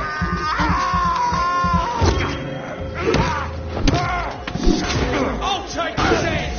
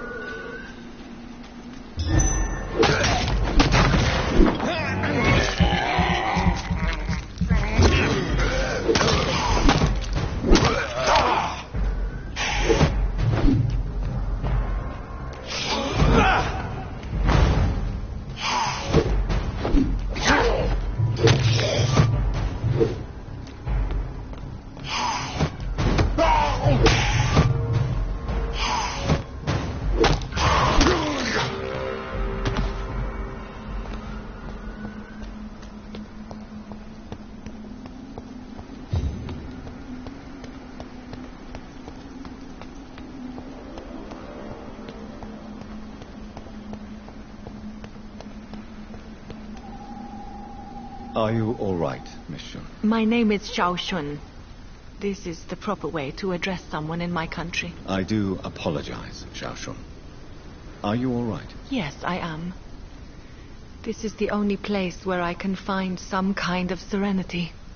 Some way to remember my dear Matthew. Do you know Nurse Dorothy Crane from the Pembroke Hospital? I'd like to know more about her. Sorry, I don't know her. How do you feel? Physically speaking, I mean. I'm as well as can be expected, Doctor. Tell me how your husband died, Xiao Shun. Matthew died of the Spanish flu, like so many others. It's a mundane cause of death these days, but for me it meant the end of the world. At this time, there is so little medical science can do to defeat this terrible epidemic. I'm truly sorry. The worst thing is not his death, even if it tears me apart. The worst is not to have seen it coming, to have lost him so quickly, even before realizing it. Did he hide his condition from you? Matthew was a smiling type, a happy sort. Everything that I am not. Did he laugh at his death to come, or did he not realize what was going to happen? I'll never know. The Spanish flu may be the worst disease mankind has ever faced. Why are you blaming yourself? You don't understand. I didn't know he was so sick. I didn't realize the gravity of his situation until it was too late. As harsh as this sounds, we are all equally vulnerable to this awful disease. It can take the strongest man in just a couple of days. I never said goodbye to Matthew. We never realized how bad it was. We laughed about it even. He always made me laugh. Now I don't have enough tears to shed. Are you on your own? Do you have any friends or family whom you could be with? I have family and friends, but I need to be here alone. One day maybe I'll go back to them, but not now. I need silence, and I need sadness.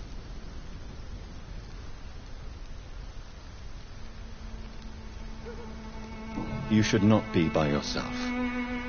Grief can be a terrible trial, and it's even worse when you're alone. Thank you for your sincere words, Dr. Reed.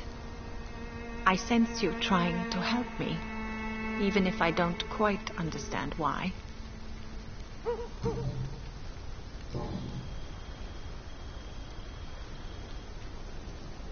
Are you a doctor yourself? Is this why you feel so guilty for not saving your sick husband? No, I am not. But I still need to blame someone for Matthew's death. And who else, if not his wife, who did not see it coming? I'm a physician, one of the best in the country. But I was unable to save my own sister, Mary. She died in my arms. Why tell me this? Is it supposed to make me feel better? No. But I wanted you to know that you have done nothing wrong. Unlike me. May I ask what caused the death of your sister? You could say she was also killed by a terrible disease. A disease I have sworn to fight and cure, no matter how long it takes. Thank you for sharing that with me, Dr. Reed. Maybe it's time we start to rebuild our lives, you and I.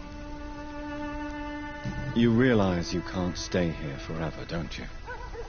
Eventually you'll have to leave the cemetery. Why? Why should I go? Since this is the only place I can find peace of mind. But you're not dead. There is a difference between visiting the dead and staying with them. You sound like you're no stranger to the pain I feel. Let's just say, I too have a good reason to visit cemeteries at night. Please accept my condolences for your loss then, Dr. Reed. You should go home now. I think you're right. Cemeteries are for the dead, for they need silence too. Thank you for your honesty and your wisdom, Dr. Reed. Thank you for your company, Xiaoshun. Take care on the way home. Maybe I'll see you again in Whitechapel. Goodbye for now. Goodbye for now. You know you can trust me. Why have you not spoken to me?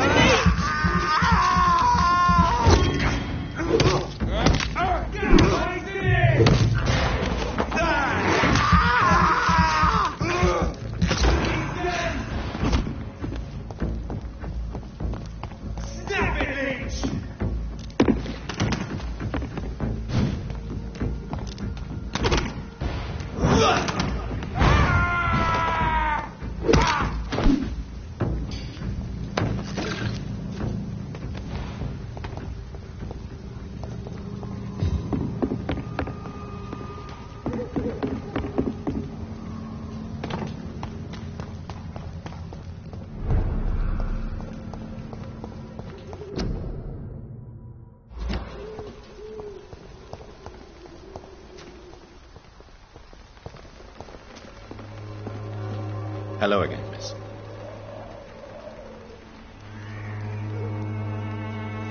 Very well.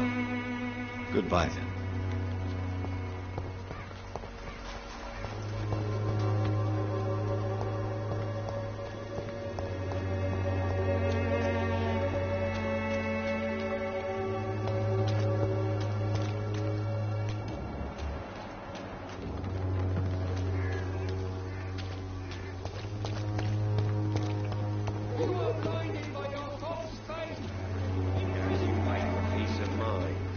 Can't you just look the other way this week, Joe?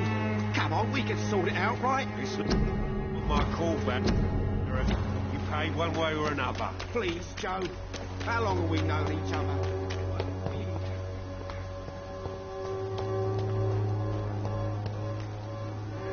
Good evening, Mr. Whitaker. It's Father Whitaker, my son. So, are you still lost in your rational delusions? I have found Samuel, your disciple. I am afraid I have bad news. I already expected the worst. He should already have come back. He is dead, isn't he? Yes, he is now. The epidemic took him. Samuel steadily made donations to our cause. He would have rewarded you himself if you'd found me in that awful cemetery. Please accept this money. I have heard enough for tonight. Goodbye.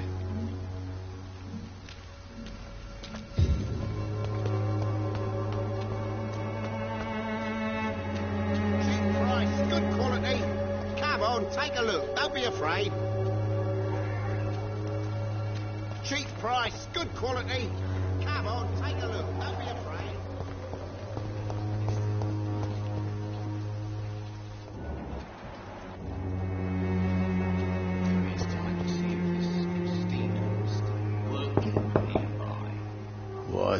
What do you want? Leave me alone. Good evening, sir. I'm Dr. Reed. I'm looking for Nurse Dorothy Crane. There is no Dorothy Crane here.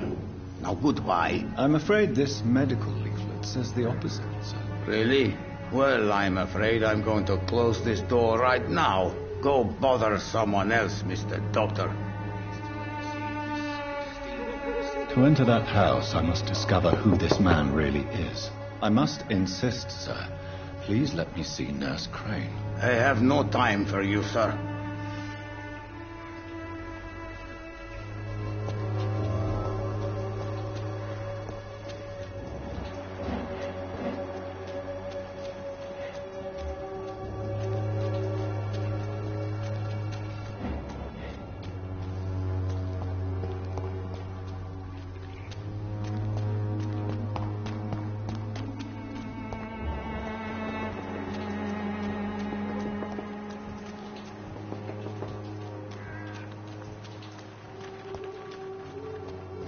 It's locked, all right.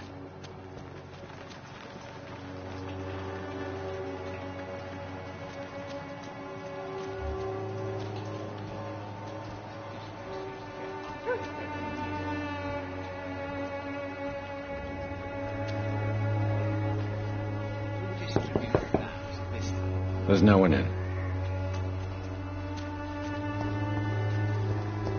A lot of people are talking about this Colossus.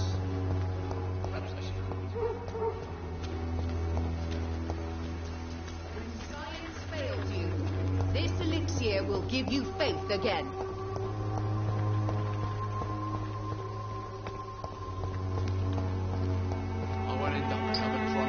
Good evening, Benjamin. Can I help you? I'm afraid not, Mr. Reed. You don't seem well, Benjamin. Do you need any help? I always feel ill, sir. It's like I'm never right. I will see you later. A gun, alcohol, and a bad temper make a terrible cocktail, sir. Goodbye for now.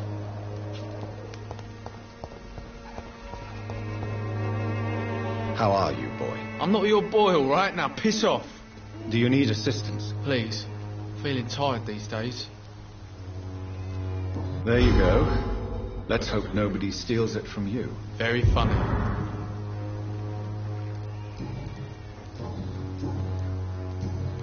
Goodbye, young man.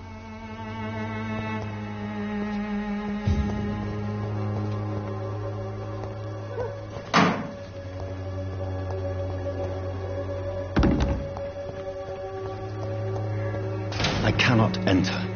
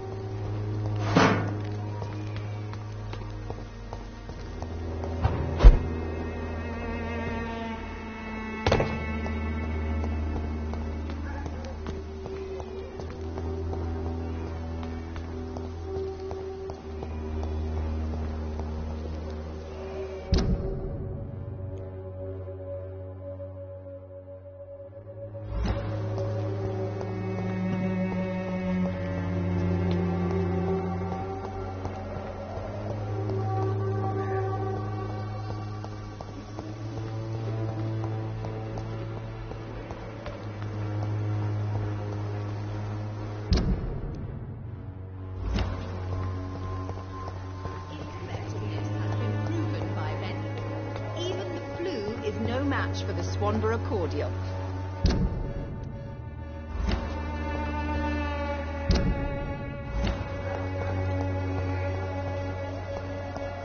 When science fails you,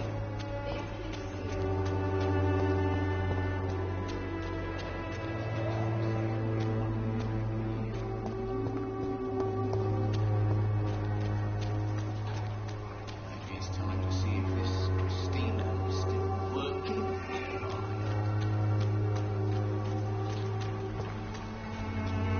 It's locked.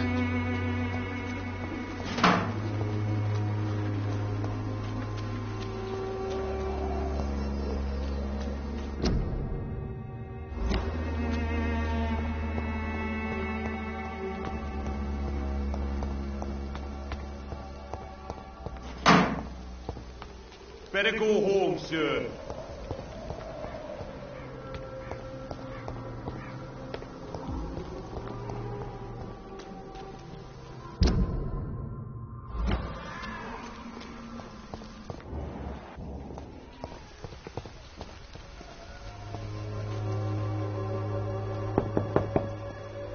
No one's there.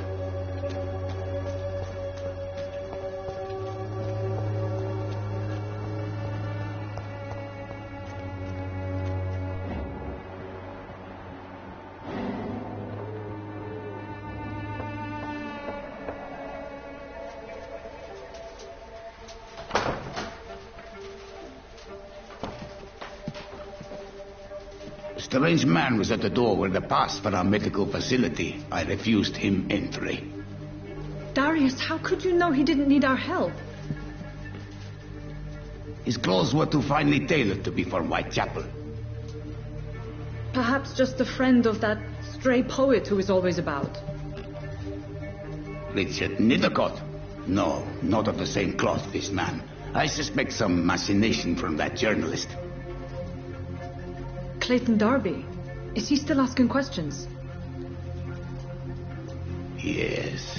I saw him drifting around St. Mary's Church. I swear he is tracking me just downwind.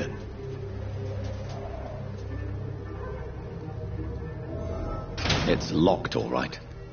I must talk to that journalist or the poet. They must know about Darius. Nearby the church they just mentioned.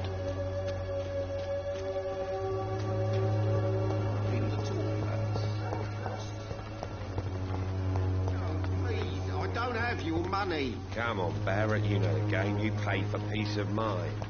Can't you just look the other way?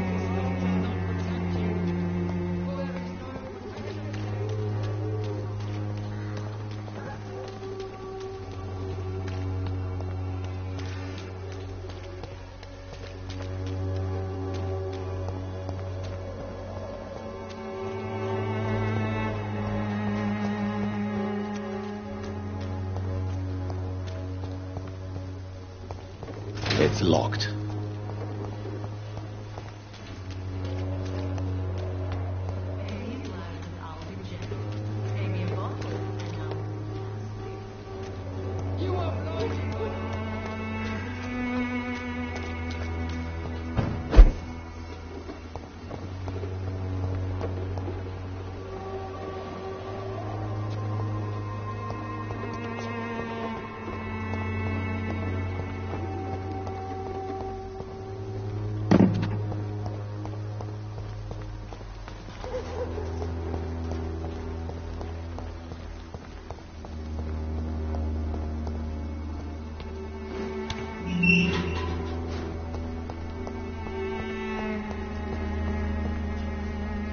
Good evening, Mr. Nethercott. And good evening to you too, my good sir. Can I be of any help?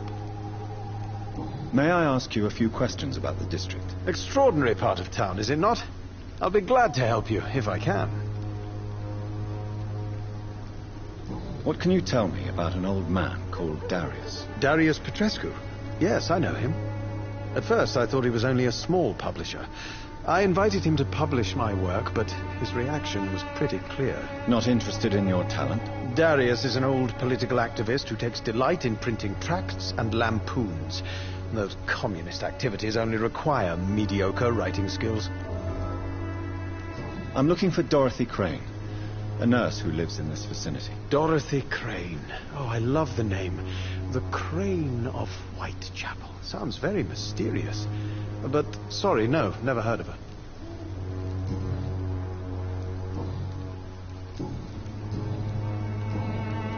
I'll leave you alone, sir.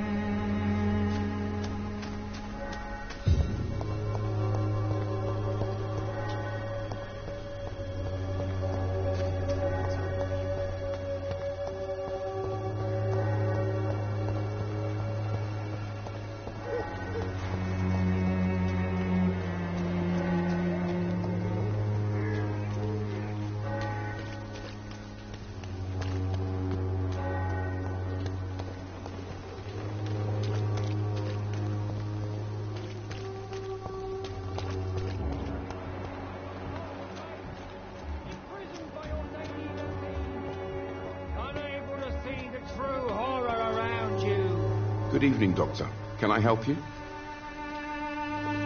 I heard you're investigating an underground medical dispensary in Whitechapel. What do you know about it? Not much, I'm afraid. They are wary of strangers, and I'm not really an acquaintance of theirs. Why do you care?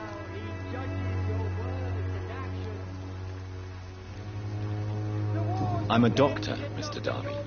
I care about everything involving public health and this epidemic. Are you sure you're not just concerned about the repercussions that a scandal involving a certain Nurse Crane from the Pembroke Hospital would bring? Without a doubt, you are a damn fine journalist, Mr. Darby.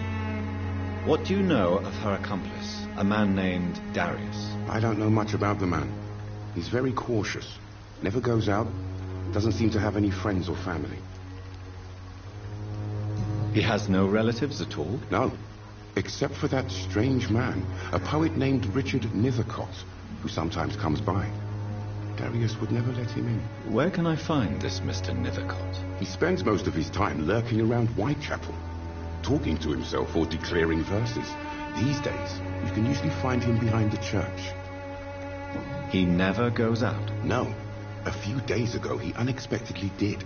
I followed him, but it was just a ruse to keep me away from his house. Really? How do you know? He went to the nearest mailbox, but just before posting his letter, he ripped it up and threw it away.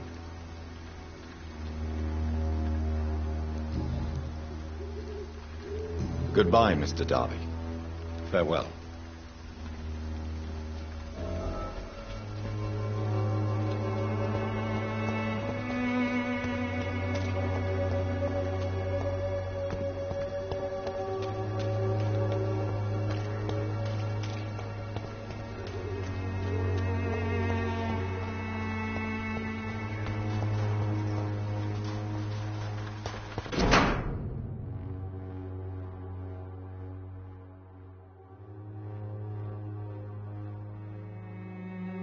The content of Darius' letter to his children could give me more leverage to enter.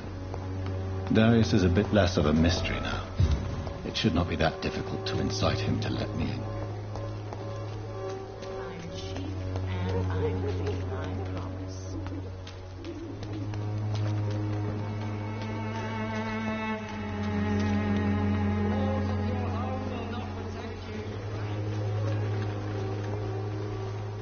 Cheap price, good quality. Come on, take a look. Don't be afraid. Maybe it's time to see if this Steve is still working. Mr. Petrescu, just 1 minute, please. You again. Go away. Sir, wait. Stop this nonsense. I know Nurse Crane is here. Shall we speak man to man, you and I? All right. Speak up. Don't you see we're on the same side? We fight to help the poor, sick, and abandoned. I'm nothing like you, Mr. Doctor. Yes, you are. You too believe in providing medical care without charge. You know what we have to sacrifice to make the world a better place. I have to admit your words have conviction. All right, I'll let you see Dorothea. Don't make me regret this, though.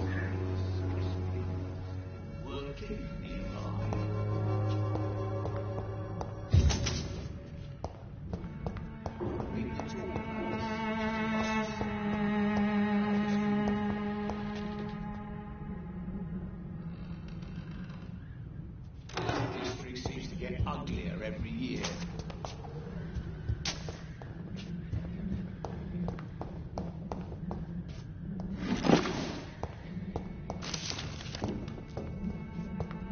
It's locked.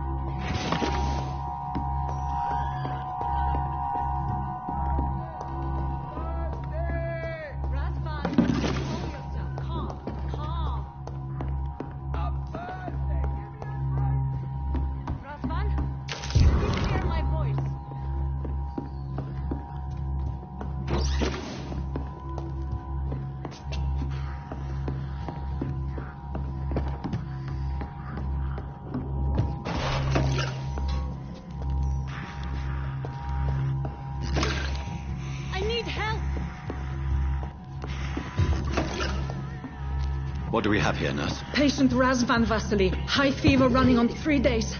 Complaints of dizziness, muscle aches, and head pain. Diagnosed with influenza. Treatment? Aspirin and salicin for the fever and discomfort. Liquids for dehydration. But he's having trouble keeping even water down. Thank you, nurse. Anything else I should know? He did lose consciousness this morning, but he's never had convulsions like these. He's not convulsing, he's choking. He's not getting any air. Sculp! Hand me that sculp! What can I do, Doctor?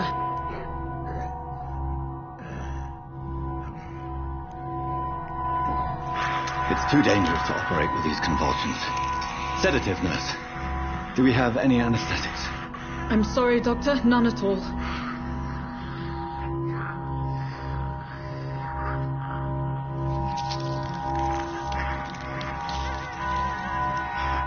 I need to perform a tracheostomy. Short pipe. That rubber tube will do. We're going to cut a passage for air through the neck. Yes, Doctor. He's breathing again, but he's coughing up blood. Internal hemorrhaging. I need to make another incision into the chest cavity to drain the fluids from the lung. Prepare another tube. A thoracostomy. Doctor, we've nothing to fight the infection. We need an aseptic environment. Right then, Nurse Crane. What do you suggest we do? I've no idea. I'm not the doctor. Time is of the essence. We need to perform a thoracic drain. Yes, Doctor.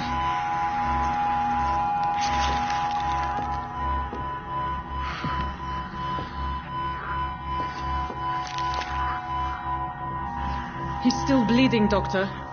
I'm losing his pulse. The drain must have punctured the intercostal artery. There's too much blood. Are you all right, Doctor? I can't see.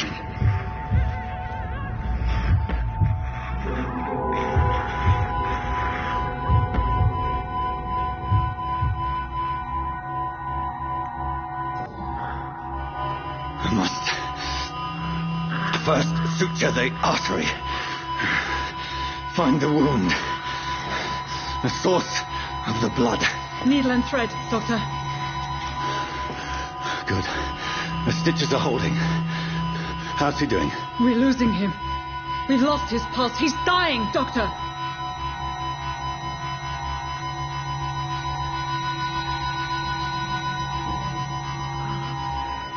A dose of epinephrine, now. Yes, Doctor.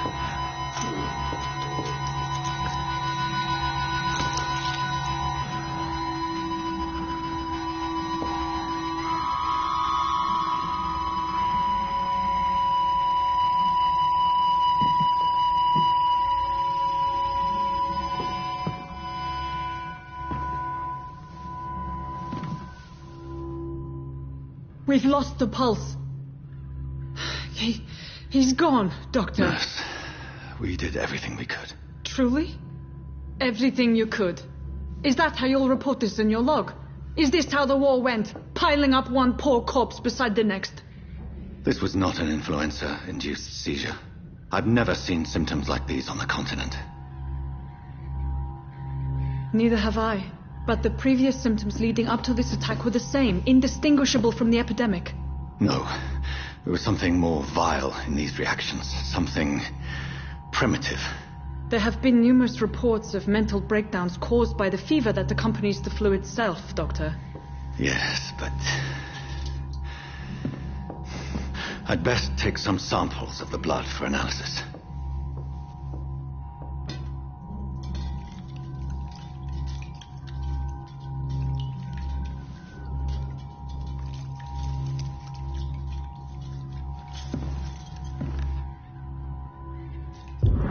You're here to test my bedside. I suspect it was more than intuition alone that led you to us. So, how might I be of service, Dr. Reed?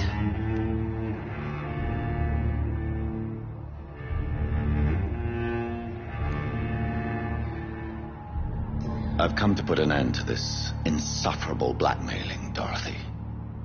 Doctor, you think your warnings scare me? I've stolen and plied, blackmailed and lied, but what else am I to do? I'm all these people have.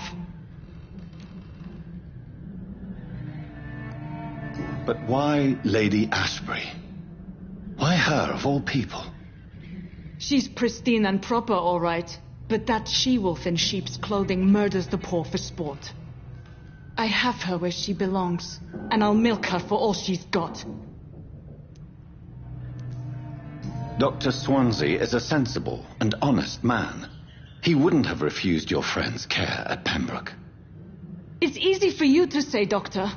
These people cannot go to the police, nor to the hospital. They don't even speak English. They depend on me for everything. So, the end justifies the means. Is that your defense? I know you're kind, Doctor. Just another fine-heeled, silver-spooned gentleman who was given the world on a platter. You know nothing of poverty. Nothing of the shame, the hunger, the loneliness. You've convinced me of the sincerity of your actions and their noble justifications. But all the same, blackmail is a crime, and it will stop, Nurse Crane. So, are you going to turn me over to the authorities?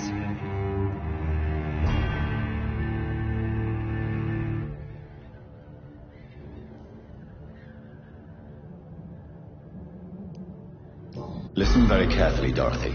You will erase from your memory everything you pretend to know about Lady Ashbury and Pembroke Hospital. Let that rich bitch off the hook over my dead Nurse body. Crane, enough. Listen as if your life depended on every word. I know you've a generous heart who gives freely to those in need, but you shall walk away from the shadier streets of your business. I will never abandon... Dorothy, the discussion has come to a close. Your clandestine activities in the Resistance are over. Let it go. I'll let it go. Yes. All gone.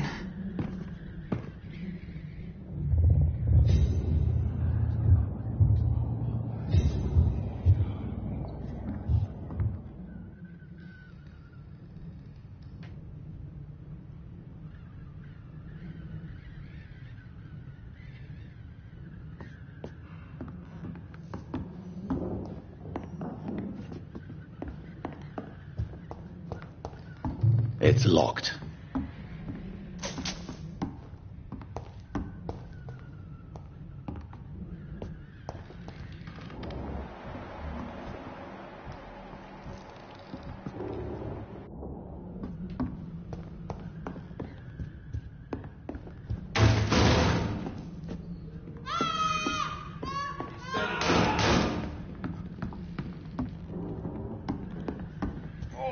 This one stinks already. It's a leak!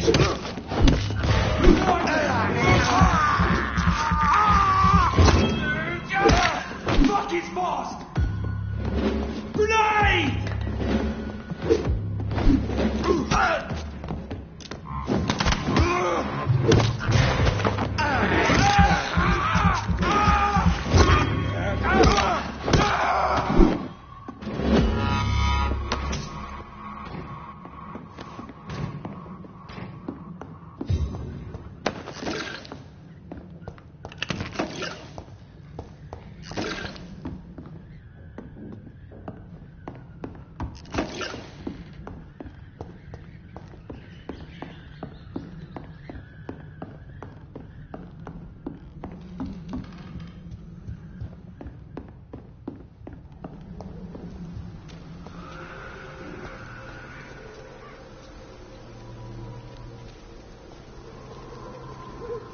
Crush the leech, boys! Shut him! Shut him! Christ! He's dead!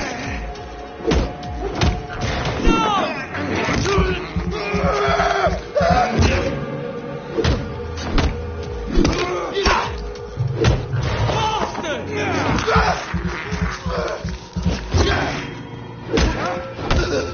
Filthy piece of shit!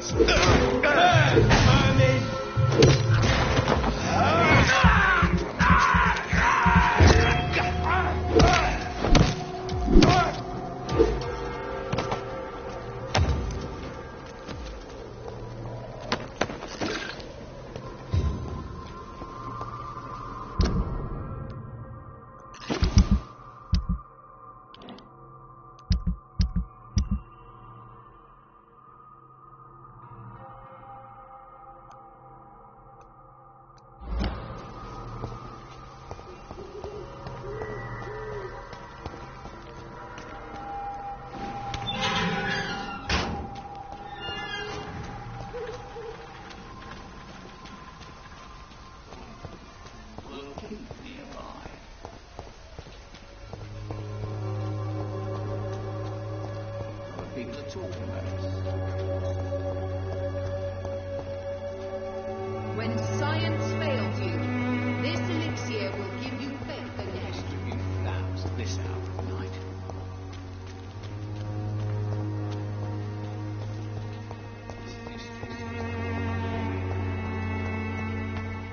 Joe, please, I don't have your money. Come on, Barrett, you know the game. You pay for peace of mind.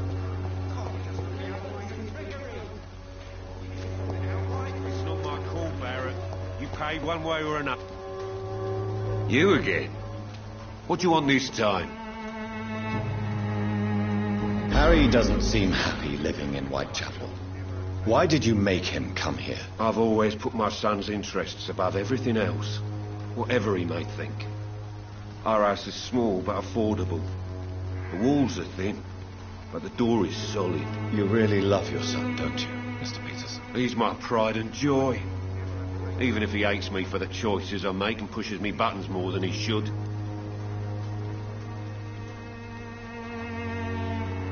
Since the criminal nature of your job means you could be arrested, are you not afraid of what would happen to your boy if you were? No one will ever take my son away from me. If that ever occurred, I'd hunt the bastard down and rip off his head with my bare hands.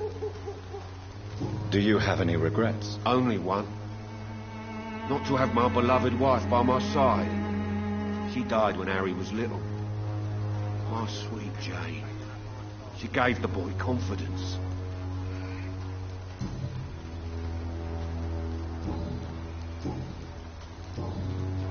Goodbye, Mr. Peterson. Fancy buying something, sir? You never lose your focus, do you? What do you know of Harry Peterson?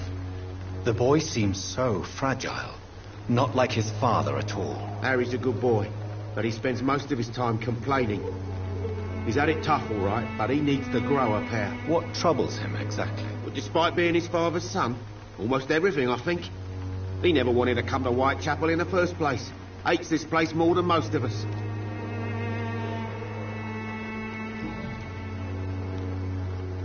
Goodbye for now, Mr. Lewis.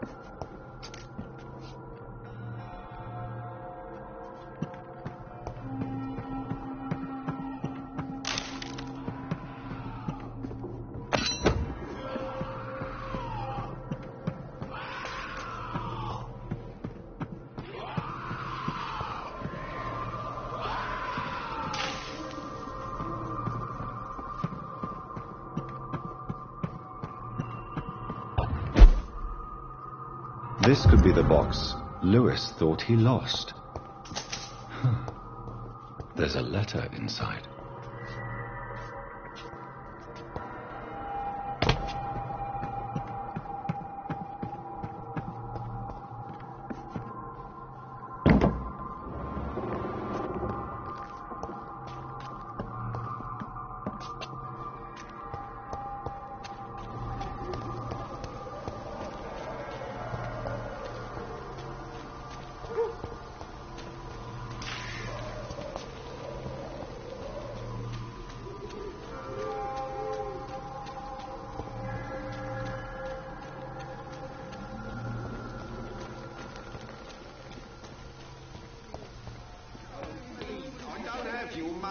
Come on, Barrett, you know the game. You pay for peace of mind.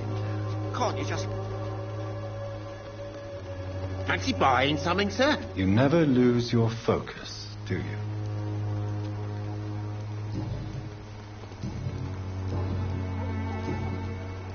Goodbye for now, Mr. Lewis.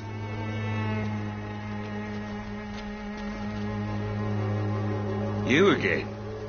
What do you want this time?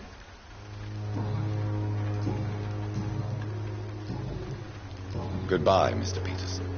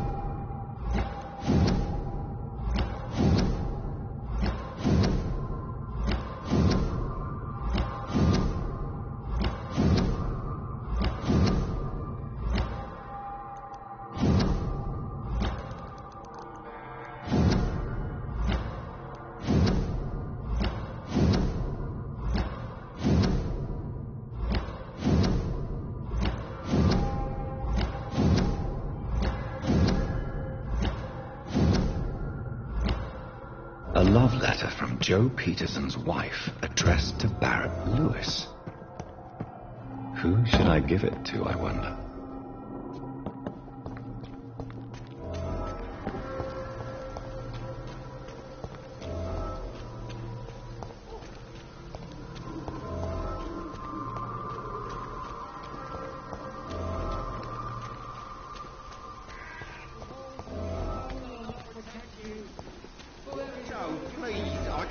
Your money. Come on, Barrett, you know the game. You pay for peace of mind. Can't you just look the other way? You again? What do you want this time?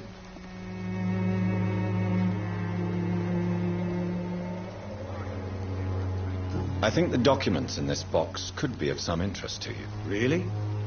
Where'd you get it? I found it in an abandoned building nearby. I thought you might want to keep these letters. Let me see. Letters about my boy. Thank you, sir. You do not appear surprised or pained by this. Surprised about what? Harry's my son, I'm his father, and that's all there is to know, don't you think? Yes, I suppose you're right. Here's a little something for your trouble. And to remind you to keep your mouth shut about all this. Why do you keep on working for the gang, Joe? You know it doesn't suit you. It's true, I hate this job. And I know I made some bad choices, but I'm a wet boot boy now. And people won't forget it. You could leave tomorrow. Start another life in another town. That's easy for you to say, Doctor. We are poor. My son's weak. And there's no way he'll endure another disappointment. Goodbye, Mr. Peterson. Fancy buying something, sir? You never lose your focus, do you?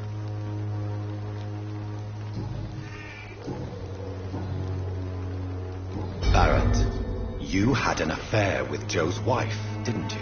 Yeah, I did. She's the only woman I love. My first regret is that she stayed with Joe after Harry was born.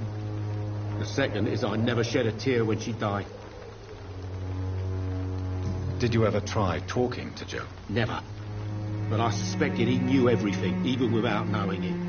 And he decided to make me pay in his own way. Do you mean you're Harry's father? No one will ever know for sure. And it's better that way. And I don't believe I'd have been all that bad as a dad.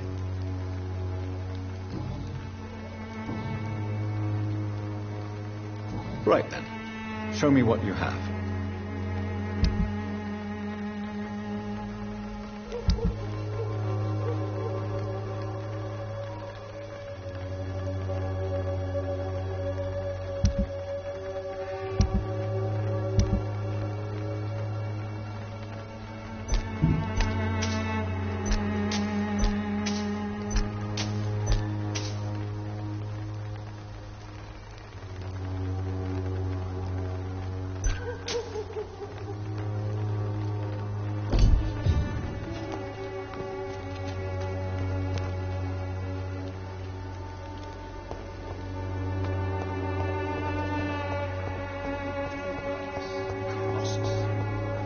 Perhaps I should look into. Mr. Bates. Evening, Doctor. I want to know everything about the recent violence, Cadogan. And I want the truth. Well, rent may be a bit high, and yeah, I've had to evict a few people. But that's business, isn't it?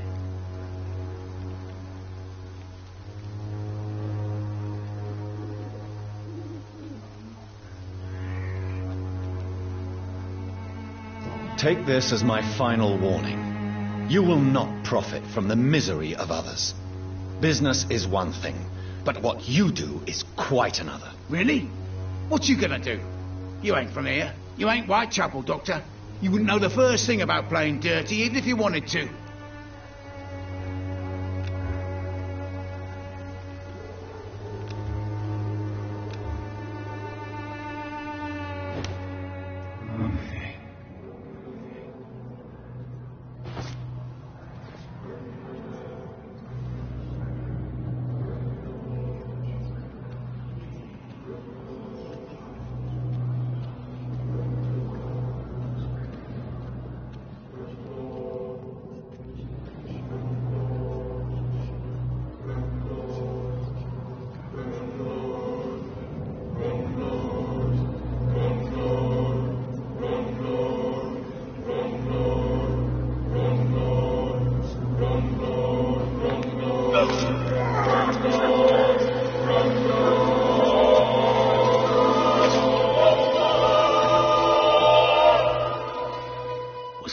evil to deserve such punishment.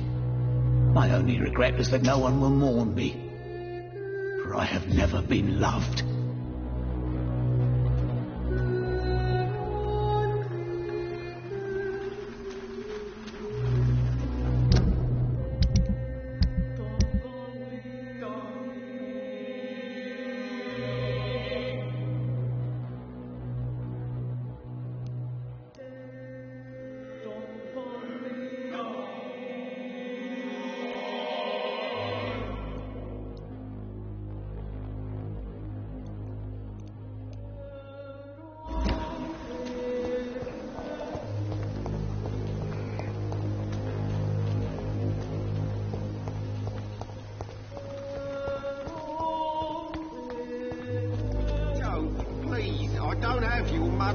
Come on, Barrett, you know the game. You pay for peace of mind.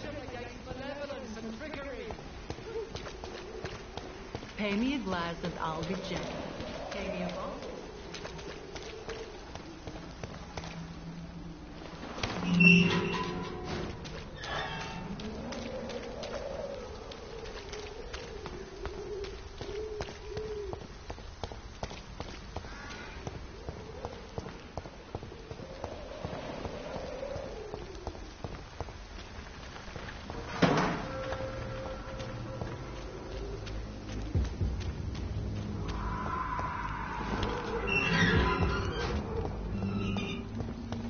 Human blood.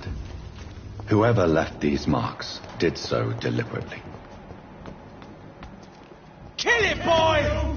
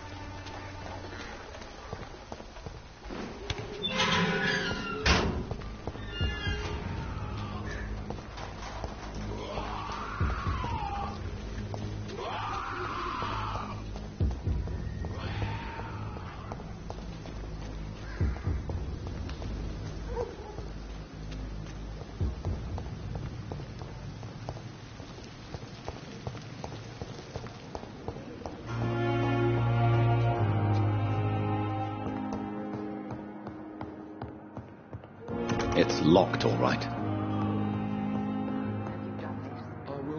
Good evening, Dr. Strickland. And good evening to you, Dr. Reed. Can I be of any help? Tell me, Thoreau, What's the real cause of your dislike for Dr. Ackroyd? He refuses to admit that your blood transfusion technique is the only way to save Mr. Fiddick. I'm convinced we must use it. What Dr. Ackroyd really said is that you lack the skill to perform this operation efficiently. Is there anything you have to say about this? It's a false conceit. Dr. Ackroyd secretly envies your reputation. His jealousy blinds him. I'm not the real target here. What do you think of Dr. Ackroyd's aversion to modern medical methods? It's a shame he's so narrow-minded. Dr. Swansea taught me that science is about exploring uncharted territory. I'm convinced that's true. With the influenza and all that's going on, you should put your differences aside, don't you think? Why is it so difficult to work together? I believe that if Dr. Ackroyd had been the one to discover the transfusion process, he would be the first to recommend its use. So you believe it's just a question of jealousy and pride? Dr. Ackroyd is as proud as he is blinded by his obsolete concept of medical science. Goodbye, Dr. Strickland. I'm quite busy right now, Dr. Reed. What do you think of Dr. Tippett's opinion of your promotion, Waverley? Tippett is a good practitioner. Maybe just a little too attached to his prestigious position at the Pembroke Hospital. Really? That's exactly his diagnosis of you. A little too eager to get promoted? A little bit too proud? He has the right to think so. But I deserve this promotion. And I don't consider it anything but well-earned. Thank you for your time. We'll talk later. How long must I wait, damn it? Bleeding people.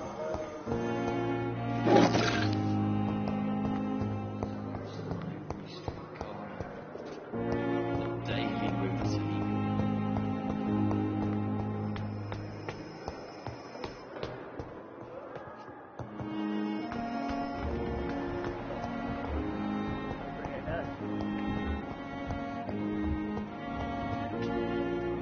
Good evening, Mr. Elwood. Evening, Dr. Reed.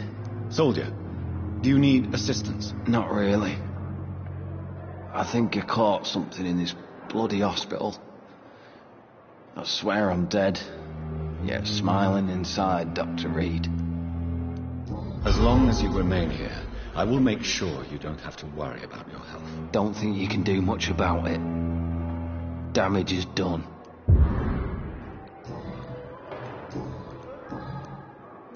Why do you feel responsible for the injury, Thomas? What really happened? I wasn't disfigured by any German shells. It happened during my leave. It was an accident. Tell me what really happened then. I went with a whore in Rouen. Dead drunk I was. The hotel was a shithole. There was a fire that night. Did you start the fire? Were you trying to avoid going back to the front? That's not uncommon, you know. No. It's just that I was asleep when the flames reached the room. The girl was long gone. Bitch never woke me up. Left me to burn. Why lie about it? Come on. It's one thing to come back disfigured by the Germans. And it's another to get injured in an accident that could have happened to anybody. Reconstructive surgery has been very successful for some soldiers. I don't want to wear a bloody mask for the rest of my life. I'd rather stay here and just be forgotten.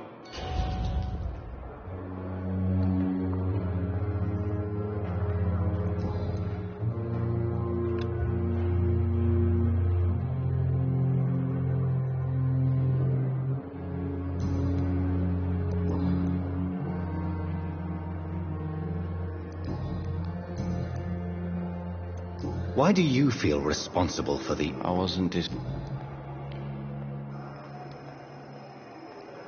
Why do you... I wasn't disfigured by any German shell.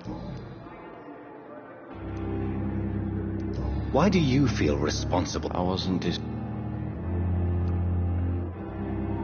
Tell me. I went with her. Did you... No. What? Come on. Reconstruct... I don't want to...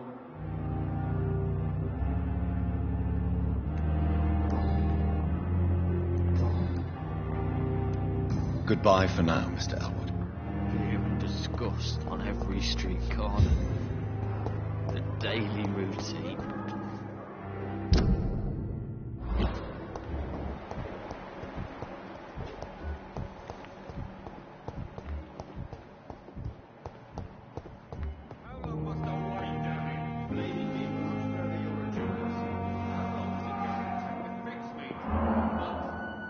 I'm quite busy right now, Dr. Reed.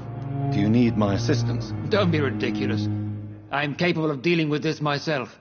I've just not taken the time to do so. Then you are lucky that I have taken the time to do so. Consider it a gesture of solidarity between professionals. I wish this hospital could have received as much attention from you, Dr. Reed. We do not see you in surgery very often.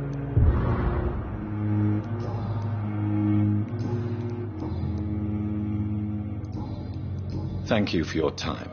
We'll talk later.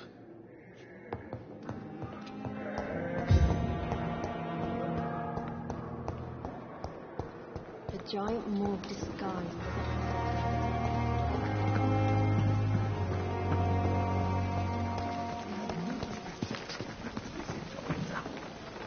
We are. Good evening, Nurse Brannigan. Good evening, Doctor.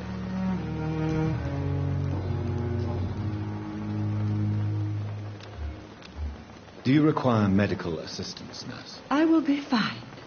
As soon as I can get some sleep. Nurse, you won't be able to help people if you're sick. Take this, and do try to get some rest. I'll try, Dr. Reed. Thank you.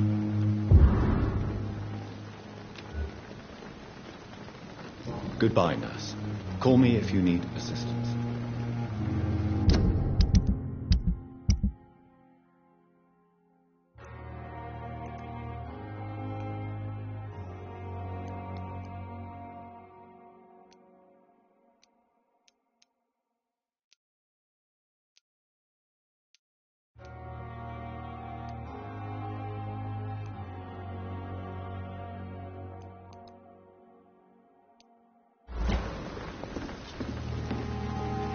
Good evening, Dr. Timmins. Dr. Reed, any good news to share?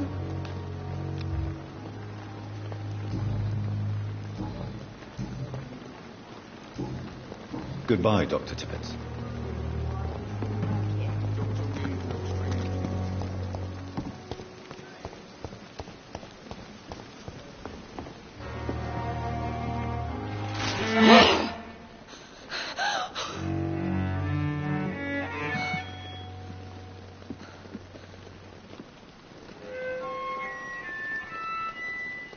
I would ask you to avert your eyes, sir. Or did you not know it was rude to stare? I knew it.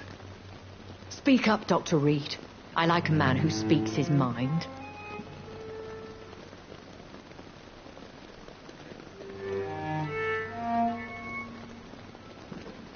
You killed him.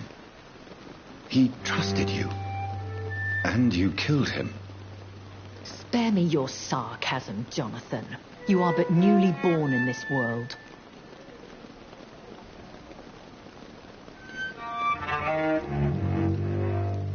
So in the end, the accusation was true, wasn't it?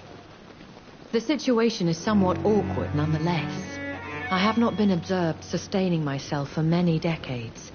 I have to say I'm a trifle embarrassed. Anyway, I have concluded my inquiries concerning your blackmailer. I see. Please excuse my agitated state.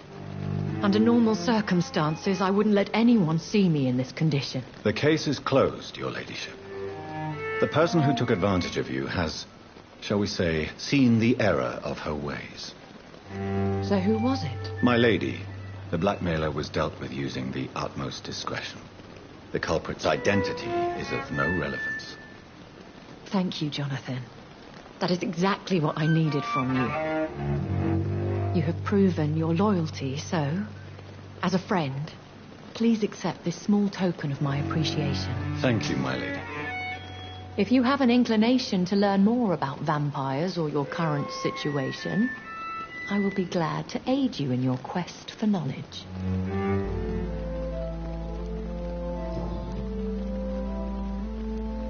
Why does Dr. Swansea allow you to feed on the patients of the hospital? Dr. Swansea is a good and compassionate man. He is trying to find a solution for our hunger. Until that happens, he is clever enough to understand that I only feed upon the dying. What do you know about this Brotherhood of St. Paul's Stole? The Brotherhood is well known amongst London Vampire Society. As long as our kind is discreet, and as long as they do not interfere, we have come to a mutual understanding. And no one suspected you of the murders? As you well know, suspicion has recently fallen on me of killing for pleasure. But you have my word, Jonathan. I take no pleasure in taking a life. Why did you save me in the canning factory? I could hardly stand by and watch such a promising young blood as yourself be torn to shreds by some gutter scowl. William Bishop wasn't the vampire that created me then? No, Jonathan. Whatever their strength and demeanor, Scowls are the progeny of careless vampires. It cannot be the other way round. What type of vampire is a Scowl? Not a true vampire. The deformed offspring of lesser vampires. It is a shame these creatures run wild, slaves to their baser instincts. I know this is beyond the pale, but may I inquire your age? Really? And I thought you were gentlemen. If you must know, I'm 27. I've been 27 for a long time now, and 27 I shall remain. Very well. But I believe there is more to this than you are saying. A lady has to have some secrets. And who bestowed upon you this eternal youth? My maker. He left this isle a long time ago.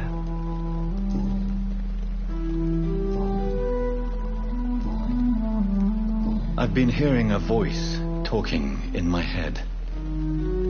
Is this some kind of insanity? It feels like the voice of the vampire that created me. Hush. Tell no one this. It would be unwise to talk of such things amongst British immortals. Speak no more of your maker. How could this cause offense? Only the powerful immortals can mentally call to their progeny. No vampire or hunter will sleep easy, knowing that an unidentified elder is stalking the streets of London. Excuse my forwardness, but are you my maker? Me? Goodness, no. Only a foolish immortal would create a progeny without taking precaution, and I'm no fool. I don't understand. Why was I created and then left for dead?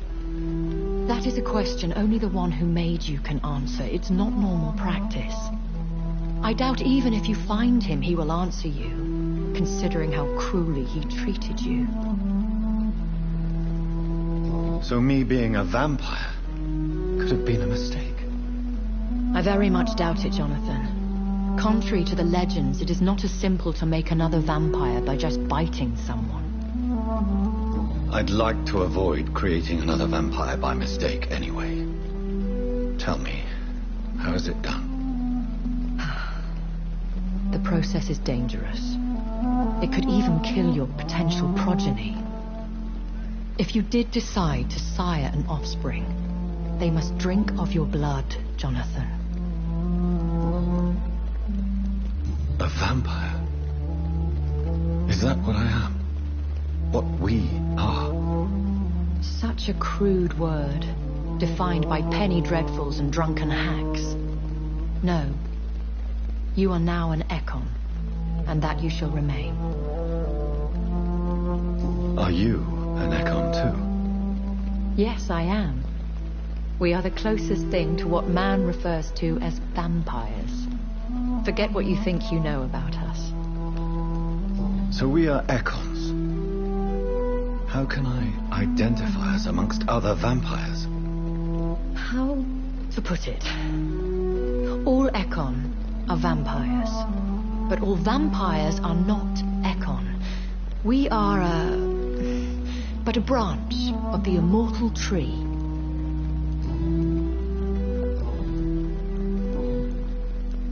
I've been away from London and England for 3 years. This isn't the city I remember. Things have gone from bad to worse here, Jonathan. I've lived in this city for a long time, and I've never seen it like this. The Spanish flu has hit London that bad. Yes, but it's not just that. I've heard things. Things I've not heard for a very, very long time. There are whispers in the shadows. Something far worse than the Spanish flu is here in the city. What is it you fear? Fear has long since flown this form. But there is something malevolent circling us. I feel fear is merely waiting in the wings. Are there many vampires here in London? Immortals are of a rare breed, and we often tend to hide. But you may occasionally meet some of us at night. Do you know any of them? Have you an idea of the identity of the vampire who attacked me? You mean your maker? No, Jonathan, I have no clue. But I fear he or she is as careless as cruel. To let you discover your new condition by yourself. What do you mean? Every now and then, you may discover an immortal in the deep of the night. But we are a rare and reclusive breed. Our progeny is almost never accidental. Will they all be as affable as you, my lady? I do not see why not. But remember, even the shark smiles before he bites. That sounds like a lesson from experience. Vampire politics are as intricate and sometimes tedious as a game of chess in a gentleman's club. I've learned from experience it is best to decline to play. When I awoke, changed, I was chased and attacked by vampire hunters. Prepared and well-trained. Though I can't be certain, more than likely it was the once glorious Guard of Priwen. Once glorious, but still dangerous. They have seen better days, but all fanatics are dangerous. You would be wise to stay clear. They are sworn to destroy our kind.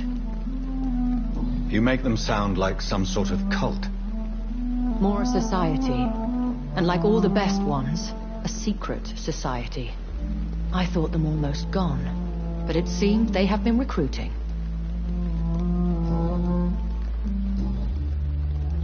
I bid you farewell, for now, my lady. I must quickly analyze the blood I took from Nurse Crane's patient.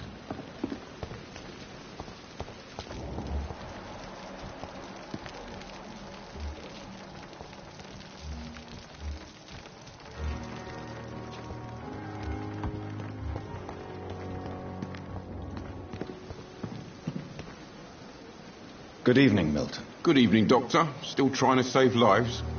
Do you need any medical help, Milton? I'm afraid I do. Like everyone in this hospital. It's a sad state of affairs when even the hospital workers are worried about disease. I'll see you later. Yeah. I'm sure you say the same thing to everyone in town. Goodbye, Milton.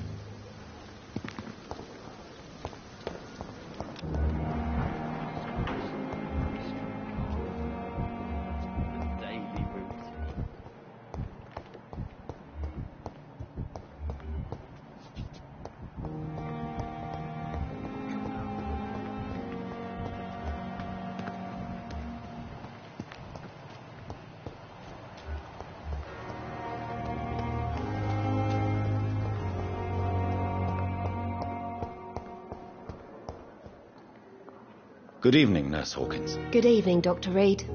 Do you need medical help yourself, nurse? I'm afraid I've contracted some illness, Dr. Reed. Not under my watch, nurse.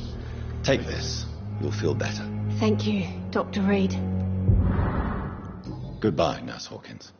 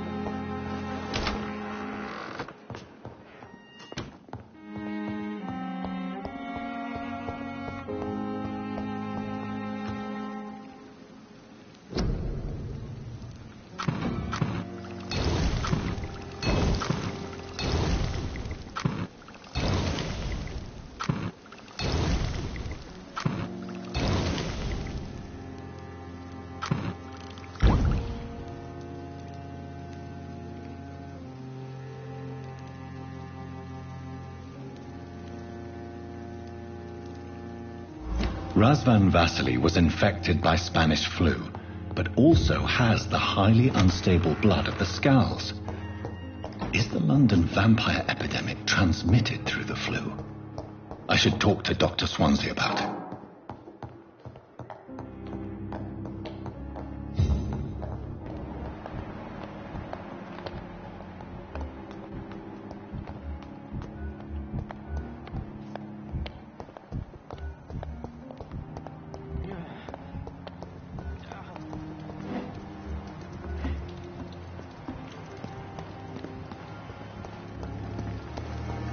Another night.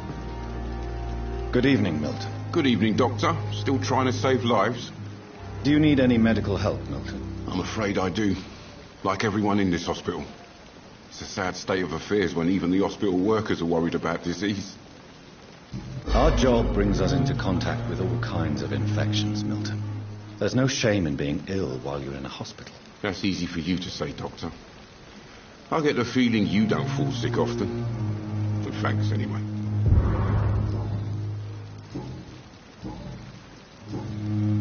I'd like to see your goods. Wise choice, Dr. Reed. A reliable gun is what everybody needs these days.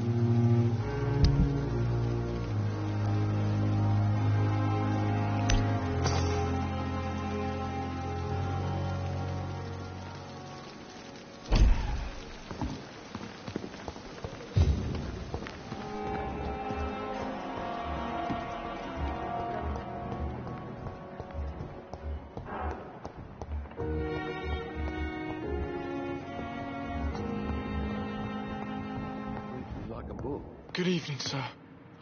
Good evening, Doctor. How is my son doing? Do you require medical attention as well, Mrs. Goswick? Do you know you're the only one who's asked me this? No. I don't feel well, actually. Despite what you think about this place, I can tell you with absolute certainty, taking this will help you recover. Well, at least your reputation seems well deserved. Unfortunately, I can't say the same for this hospital. Goodbye, Mrs. Goswick.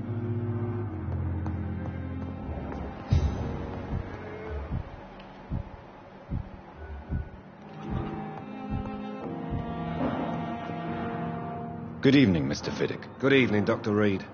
Any news about my operation? Is there anything else that's bothering you? Can I help in any way? Really? Why has no one else asked me that since I got here? I thought I was in a hospital. Unfortunately, you are not the only person who needs help. And complaining about it won't do you any good. Well, perhaps you're right, Dr. Reed. I'm sure if me missus was still alive, she wouldn't be happy with me going on like this. You seem worried about the safety of your family. And it's obviously the reason why your wound troubles you so much. I cannot give up on my children now. They both need me living. What about their mother, if I may ask? She died in 1915 during one of the first Zeppelin raids. We never found her body.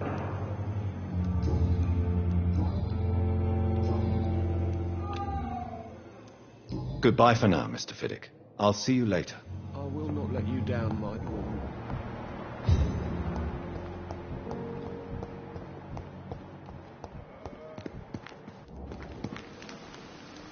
Good evening, Dr. Reed.